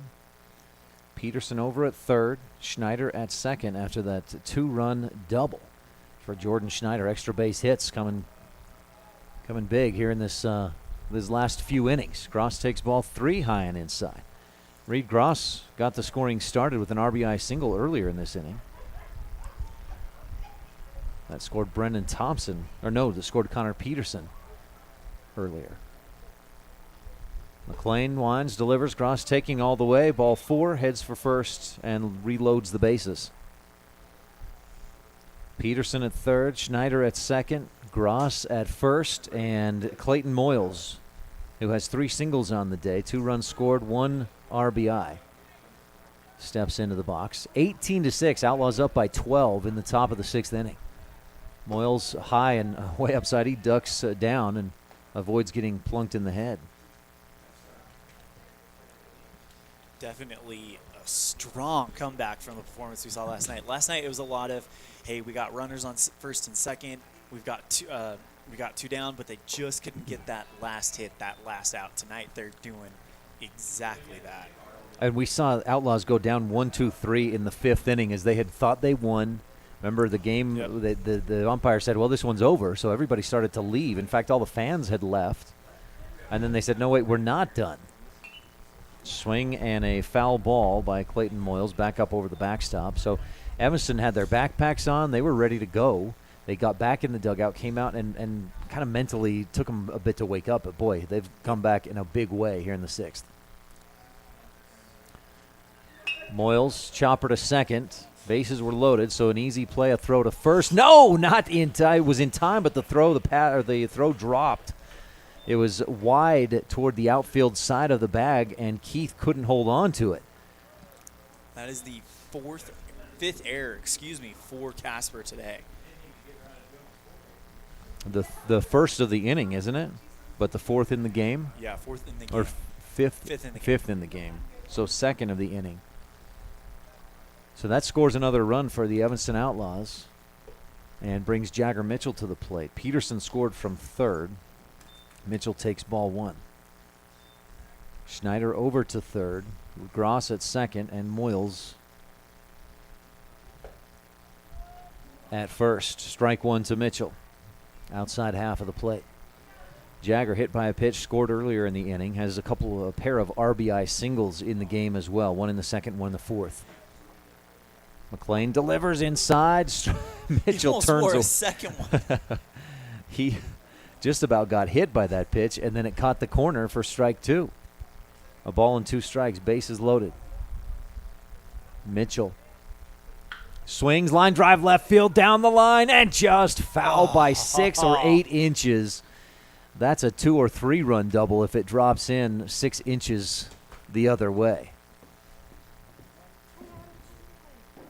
Great ball placement by Evanston in this inning. You had one that dropped perfectly in the corner and right, and then Mitchell almost just shattered this game wide open. It's already been broken wide open, but shattered it.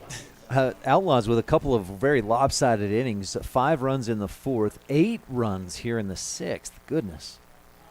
And Evanston leads 19-6 on the Impact Physical Therapy scoreboard. Pitch to Jagger down the left field line again, and just foul. He's seeing the pitch as well and pulling him just a little too far out in front, though. Well, he did the same thing his last at-bat when he got hit. If you remember, he hit about 2 that missed that foul line barely on the left side.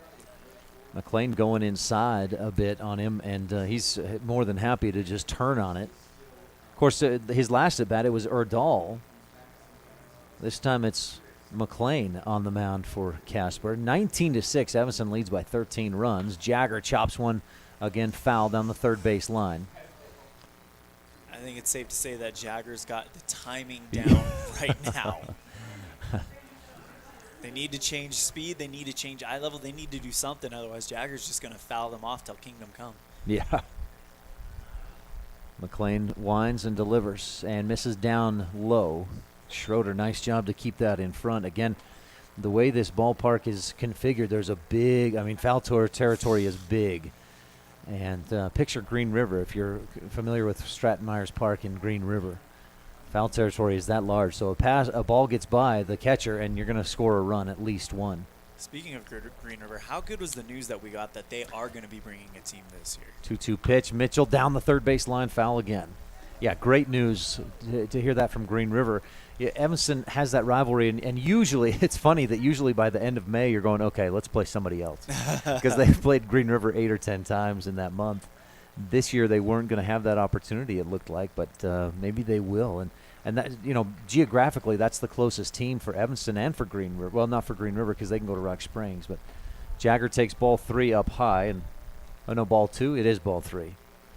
That fills the count with 2 outs, bases loaded, and Evanston up by 13. But that's an easy, at least I would think, 5 or 6 games on the schedule, just a quick afternoon on a Thursday or something that Evanston could add Green River. Line drive into left field. Jagger hits another one. But runners just move station to station. They don't want to push it anyways at this point. Jagger with his 3rd RBI single of the contest. And the Outlaws lead by 14 runs. That's a 2-touchdown lead. Schneider scored from third.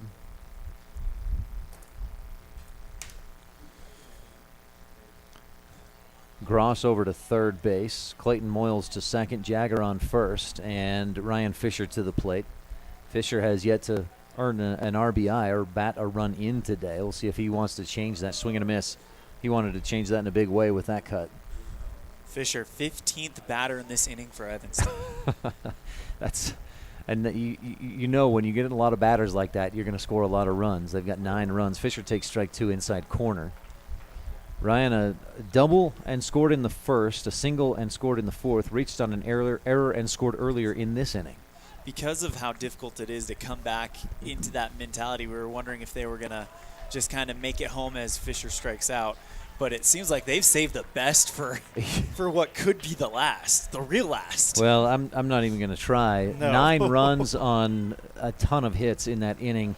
A couple of errors by the Casper Oilers and 3 runners left on base. Outlaws lead 20-6, bottom of the 6th when we return on this First Bank presentation of Outlaws Baseball on the Big Dog and MyLocalRadio.com.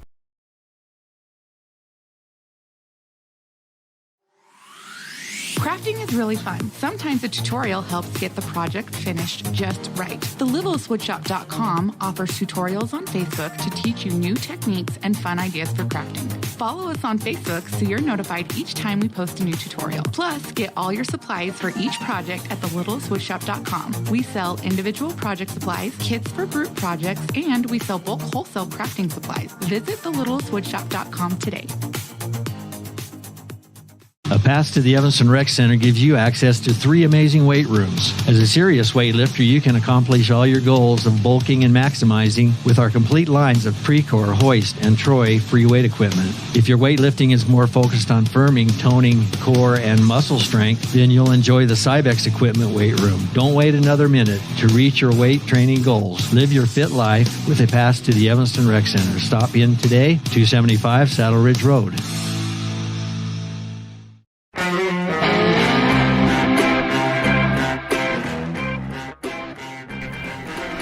A 20 9-6 Evanston Outlaws lead, 14-run lead. That lopsided 9 runs in the 6th inning. Give you some final stats on that. 9 runs, 6 hits. That brings the Outlaws total to 18 hits in the ball game. And they took advantage of a couple of errors, left 3 on base, struck out just 1. 3 hit batsmen and 1 walk in the inning. And, boy, 9 runs. Evanston, they got some timely hitting in that inning as well. That was impressive. Clayton Moyles out for his, what did he do, a third or 2/3 of an inning? Oh, no, he got all 3 of those outs, didn't he? Yep. So he's out for a 2nd inning of work. Misses badly. Ball 1 to Carter McLean, who's 0 for 2. Struck out looking in the 2nd, struck out swinging in the 4th. 0 for 5 on the season. He went 0 for 3 against Cheyenne on Wednesday. Takes ball 2 inside. That one almost got the kneecaps of McLean. Moyles came in with runners on or a runner on in the 5th, and earned a strikeout, hit a batsman, and then struck out the 3rd batter he faced. Not only was that runner on in the 5th, that was the trip after the triple by Will Clare. So he had a runner breathing down his neck when he got all 3 of those outs. 3-0 count and ball 4. 4-pitch walk for Carter McLean, and he's on first. That turns the lineup back over to Micah Carr, the leadoff man. 2 for 3 in the ball game, a pair of singles, 1 in the 1st, 1 in the 5th. He struck out looking in the 3rd. He was one of Gus Allred's 6 in a row strikeout victims in the 2nd and 3rd innings. Moyles kicks, delivers, swing and a miss for Carr, strike 1. That one had the bottom drop out of it. A beautiful 12-6. 20-6 on the Impact Physical Therapy scoreboard. Bottom of the 6th inning. Moyles kicks, throws to first. A slower, more deliberate move. I'm sure he's got something quicker if he wanted to pull it out. Evanston has 3 runs to play with. If Casper does not win score 3, it's over. Isn't it 8 runs after 5 innings? Yes. Oh, never mind. So if you more. Sorry. I was looking at the 11 over there. My bad. So, yeah, 8 runs after 5 innings, as long as the Outlaws can keep Casper from scoring 6 runs. I guess more than 6, right? Because if they score, they'd be at 12. That would still be an 8-run lead. Yeah, so 7 runs. Swing and a miss. Strike 3. Moyles gets Micah Carr in 3 straight pitches. Carr strikes out swinging, his 2nd strikeout of the game. And for Moyles, his Outlaws debut, he's faced so far 6 batters. He's struck out 4 of them, given the other 2 free bases with a walk and a hit batsman. Samson Wagner to the plate. Big, tall, right-handed hitter. Strike 1 outside corner. That one was one of those ones that looked like it was in the strike zone and then was looking like it was going to slide outside, but then it just catches that edge. Wagner, 1 for 2 in the ball game. Singled and scored in the 5th. Swings and fouls it back out of play. Wagner walked in the 1st but was thrown out at 2nd and then struck out swinging in the 3rd.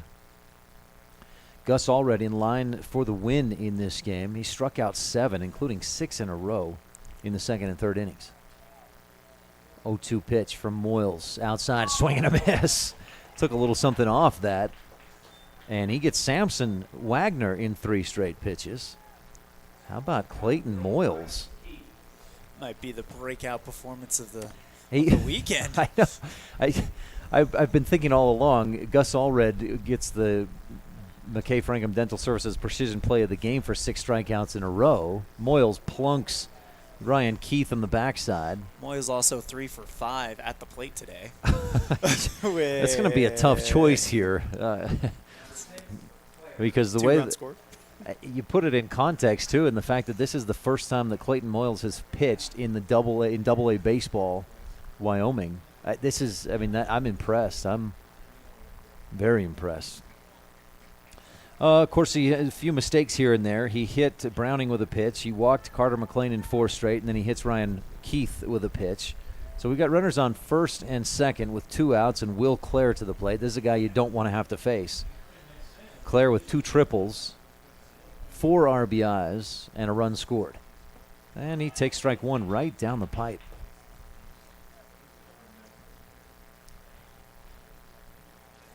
Runners take their leads with 2 outs. The Outlaws not too concerned defensively about keeping those runners on the bags.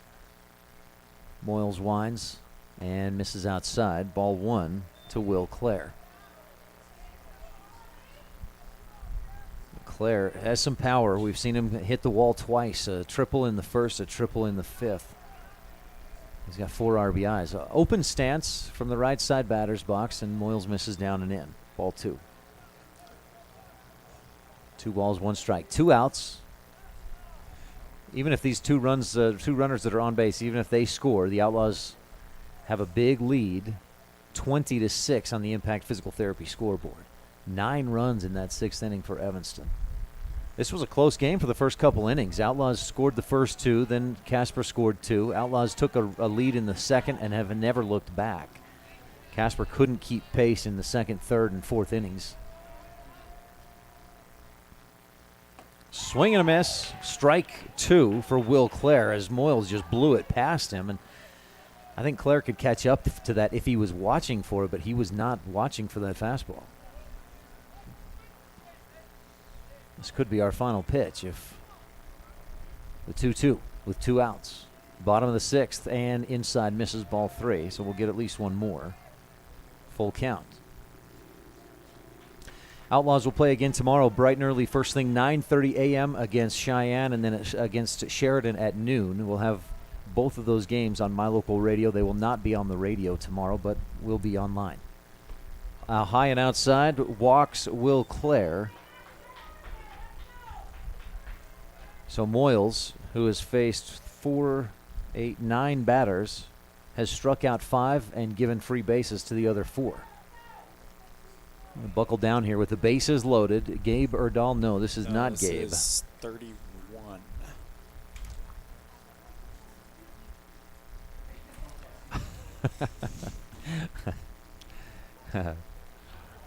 Number 31 is Jordan Tharp. Okay. Thorpe. Take a look at that, Elan. What does that look like? That looks like Tharp.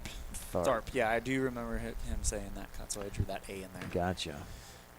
Brennan Thompson going to come in to finish this one out as Clayton Moyles ends his debut here at AA as a pitcher with a very impressive outing. A little bit of control issues, the walks you don't want to see, but boy, when he was on, he was on. He struck out 3 of the first 4 batters he faced, then walked a batter, struck out 2 more in a row, and those 2 were the number 1 and 2 hitters in that Casper lineup earlier in this inning. So I got Moyles for 1 1/3. Okay. And no hits. No runs. Well, we can't say that yet because he is responsible for the bases loaded. But as of right now, no runs. I've got 1, 2 walks. 2 walks, 2 hit batsmen. 2 hit batsmen. And 5 Ks. Whew. And especially if you just kind of don't, and it's yet to see how much the hit batsman and the walks are going to play against his, what would be his ERA at this point. But if you just kind of don't look at those for a second and consider the 1 1/3 inning, 5 strikeouts, or 1 2/3 innings, that's impressive. That gives you a couple for if you're thinking about Evanston and their pitching rotation. You've got Gus Allred, a lefty, Clayton Moyles, a lefty, Casey Perriman's a lefty, and he can pitch. You got 3 lefties in your pitching rotation, or your pitching. And Moyles may not even be a rotation guy. He may be a pen guy that you can just bring in to relieve Allred. So Moyles moves back to 3rd. Jagger Mitchell stays at short. Jordan Schneider moves over to 2nd. And Brennan Thompson pitching. Trying to get this final out and end this game. Outlaws leading 20-6. Bases loaded. Jordan Tharp at the plate. Takes ball 1. Swing and a miss. Strike 1, excuse me. We're far enough away from the scoreboard that I'm not sure, but does that say 20 runs on 18 hits? Yes. Yeah. Casper's had their fair share of errors today. I'll get you that number here in a second. As Tharp rips one down the line and left. 5 errors. It was foul, though. I should clarify that. So it's Tharp down 1 ball, 2 strikes in the count. 5 errors for Casper. Plus, remember that third inning, 2 or 3 passed balls or wild pitches. There's the 1-2 from Thompson, and that's just about a wild pitch. Hey, Thompson laughing at himself and shaking his head. I don't know what happened there. That bounced 10 or 12 feet in front of the plate. Gross was up before it even hit the ground, knowing how short that was going to be. And a good play by Gross to keep that in front of him, because if that's a pass ball, that scores at least 1 run. 2 balls, 2 strikes. Thompson kicks, pitches, and Gross scoops a low and outside pitch. Full count. Thompson's got to come up with a strike here. He doesn't want to walk a run home. On deck, Ryan Schroeder, the catcher. Thompson back up on the rubber. Full count, 2 outs. This could be it. If we can get this out here. Thompson delivers. Swing and a miss. Strike 3. That's the ball game. Thompson gets the strikeout to finish things off, and for the second time, this game is over. A 20-6 Outlaws victory. We thought the game was over. The umpires had called it at the end of the 4th inning. Then they bring the teams back, play 2 more, and Evanston wins 20-6. We'll be back. We'll take a quick break, have your Jimmy John's Freaky Fast recap, your McKay Frankham Dental Services Precision Play of the Game, and final stats for you when we return on this First Bank of Evanston presentation of Outlaws Baseball on the Big Dog and MyLocalRadio.com. The importance of saving and learning how to use money wisely can be taught from a very young age. At Trona Valley Federal Credit Union, we offer youth accounts to help kids learn to save, borrow, and spend responsibly. Our youth accounts are special, just like the kids in our community. Check out our See You Grow, See You Learn, and See You Prosper accounts for kids 0 to 18. These accounts are great to start managing finances. Open a youth account today for $1. TronaValley.com, member NCUA. At beautiful Bear Lake, skiing, snowmobiling, sailing, and swimming are just some of the fun activities offered to recreationists. The Greater Bear Lake Valley offers prime hunting and fishing areas, whether it's trout fishing in the streams or ice fishing for Cisco on the lake, hunting deer or seeking elk along the high mountain ridges. The scenic corner of Utah and Idaho offers outdoor recreation and historical interests away from crowds and high prices. Visit bearlake.org for more information.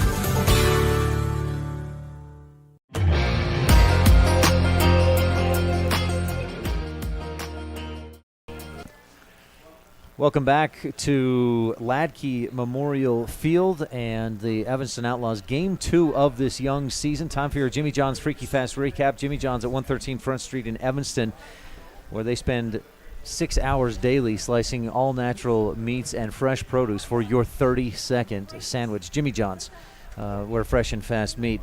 The Outlaws, after losing 11-3 against Gillette on Friday night, Evanston takes the diamond on Saturday morning to take on the defending state champion Casper Oilers. Evanston jumped out to an early 2-0 lead. Casper would answer that and score 2 runs of their own in the bottom half of the first inning. Evanston put 1 more run on the board in the second and then turned on the defense. More specifically, Gus Allred settled in pitching. He struck out 6 in a row and 7 out of 8 batters he faced over the course of second, third, and fourth innings. Gus finishes with 7 strikeouts and earns the win. Evanston Outlaws offensively had a couple of lopsided innings in the fourth, and then they scored 5 runs, and then in the 6th inning they plated 9 runs as 15 batters took the batter's box. Or 15 Outlaws batted in that 6th inning. Evanston went on to win 20-6, a lopsided victory for Evanston Outlaws, improving to 1-1 on the season this Saturday afternoon. That's your Jimmy John's Freaky Fast recap. Jimmy John's at 113 Front Street in Evanston, where fresh and fast meat.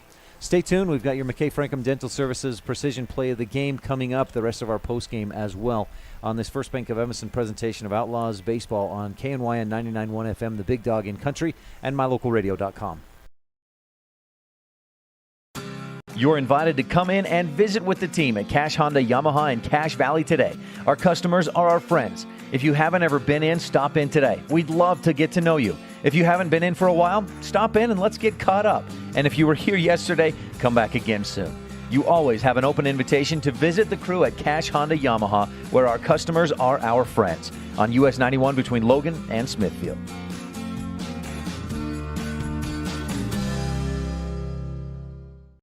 Early Oregon-bound immigrants traveled through the Bear Lake Valley. U.S. Highway 30 basically follows the Oregon Trail. Many wagon trains stopped at Thomas L. Pegleg Smith Trading Post, located near Dingle, Idaho, for supplies. One traveler wrote of camping along Cotton Line Bear River, watching grass as tall as a man wave in the wind. Today, you don't have to ride in a wagon to visit Bear Lake Valley, but the rich history is still here to enjoy. Visit bearlake.org for more information.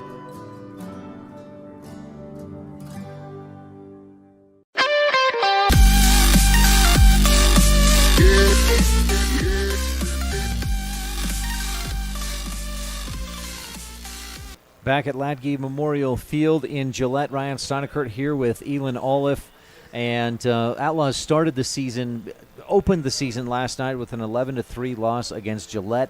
Safe to say they've started the season with a bang, though, as game 2 of the year they win 20-6. And you think of a lopsided inning if you score 4 or 5 runs.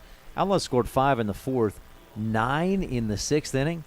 And that you get that kind of run production, you're going to win.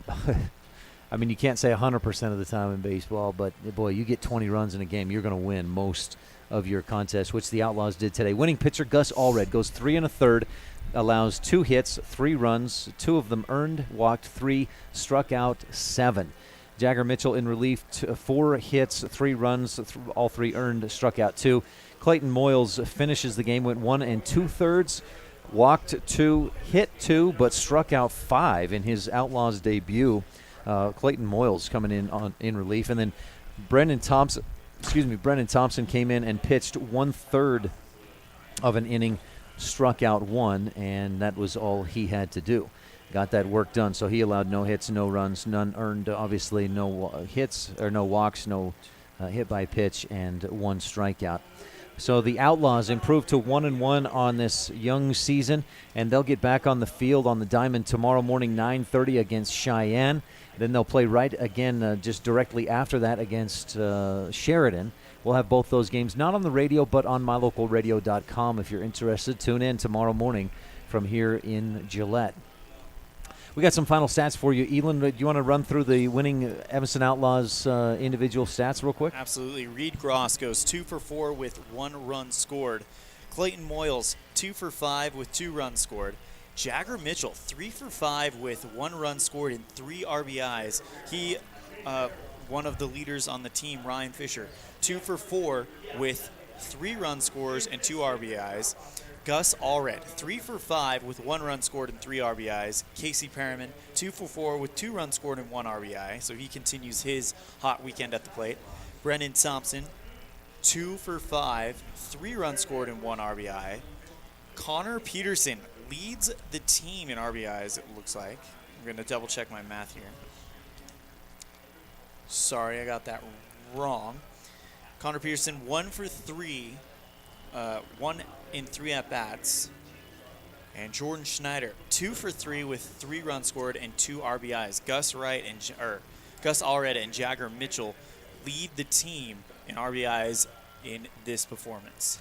And you mentioned Connor Peterson. He scored 4 times today. Yep. Hit safe once, but reached on an error, hit by a pitch, and a fielder's choice. So, and the name of the game is score runs. Doesn't matter how you get on the base paths. If you can get on there and come around to score, that's key. So Connor Peterson with 4 runs scored. That's huge for the Outlaws today. Stats real quickly for the home team, the Casper Oilers. Micah Carr went 2 for 4 with 2 runs scored. Samson Wagner 1 for 3 with a run scored. Ryan Keith 1 for 3, 2 runs. Will Clare 2 for 2, 1 run, 4 RBIs. The rest of the lineup for the Casper Oilers, a big 0 for 13, no runs, no RBIs. Those guys 5, 6, 7, 8, 9 in the batting order, and that was 7 different guys because they tried to pitch hitters a couple of times, and all of them again combined 0 for 13.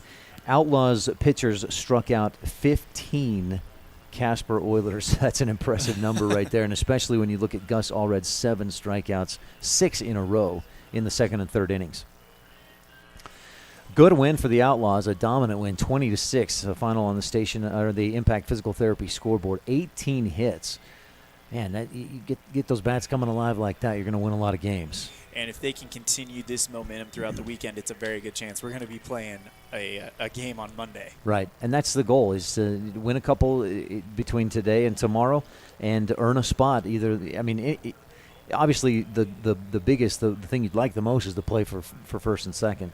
But if you get a game on Monday, that's you're going to be happy with that. So, especially considering this competition, these are the top 4 or 5 teams in AA. Absolutely, and the fact that they were able to come in, and yes, this is a different team, but the Casper Oilers are the 2019 state champions. So the fact that they were able to come in and put up a dominant performance like this, it shows that Evanston is ready to play with anybody. Outlaws stranded, 3, 6, 7, 11 runners on the base paths. Casper stranded 8. And Evanston struck out. So we mentioned Casper, 15 batters struck out. Evanston had 6 strikeouts, which if you really get nitty and gritty about it, Coach Thompson would probably say, yeah, that's too many strikeouts. But 6 strikeouts, and they were swinging away. A lot of hits in this one. So not bad. Good numbers there. And, again, Evanston with the win, 20-6. Elan, it's been a pleasure. It's been awesome, and I cannot wait for tomorrow.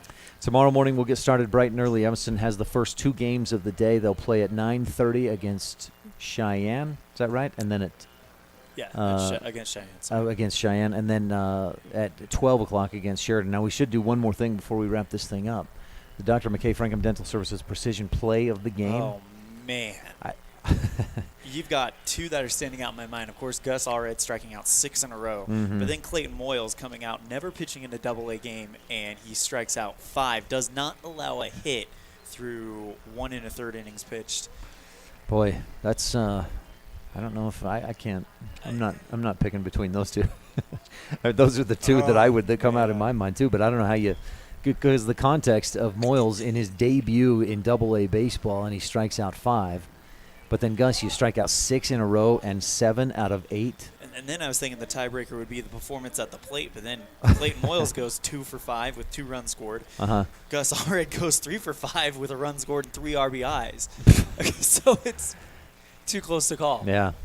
2 great performances from those 2 guys. That's your McKay Frankham Dental Services Precision Plays of the game. I'm sure we have enough movie tickets for both of them, right? We'll figure that McKay. out. The plays of the game to those 2 guys, Clayton Moyles and Gus Allred.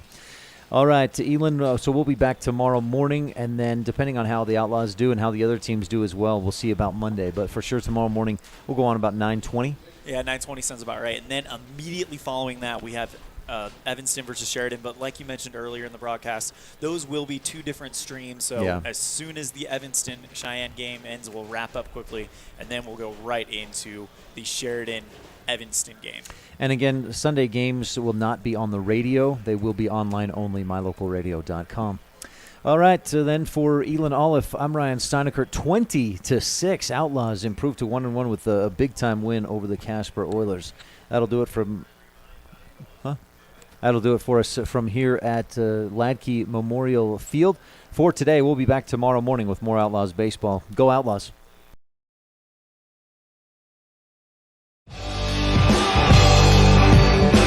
You've been tuned into Evanston Outlaw Baseball on the Big Dog 99.1 KNYN with live video online at mylocalradio.com. Today's broadcast has been brought to you by these supporting businesses and individuals: Auto Farm Chevrolet, First Bank of Evanston, Dr. McKay Frankham, Rocky Mountain Yeti, Arrowhead Dental, Plains Tire, the Come On In of Casper, the Littlest Wood Shop, Evanston Recreation Center, the Legal Tender Restaurant in Best Western Dunmore Inn, West Star Printing and Rocky Mountain Sign, the Bear Lake Convention and Visitors Bureau, Uinta County School District No. 1, Ellingford Brothers, Bear River Dental of Evanston and Black's Fork Dental of Mountain View, Trona Valley Federal Credit Union, Mountain West Business Solutions, Wyoming Dental Specialties, Cash Honda Yamaha, and by Dr. Todd Hoover Chiropractic. The proceeding has been a wholly owned production of mylocalradio.com and Cook Brothers Broadcasting, no portion of which may be used or rebroadcast without the express written consent of Old West Media. Our executive producer is Val Cook. We want to thank Office Manager Kayleen Anderson, our Sales Manager Julie Burley, along with with Evanston's ELAN OLLIFF and Bridge Valley's Jake Hibbard, Rich County's Ryan Steineckert, and production assistant Alyssa McDaniel. But the biggest thanks of all is to our sponsors and to you for tuning in. We invite you to visit mylocalradio.com for archived games and like My Local Radio on Facebook to stay up to date with the game broadcasts. Thank you for joining us on this presentation of Evanston Outlaws Baseball on KNYN 99.1 FM and online at mylocalradio.com.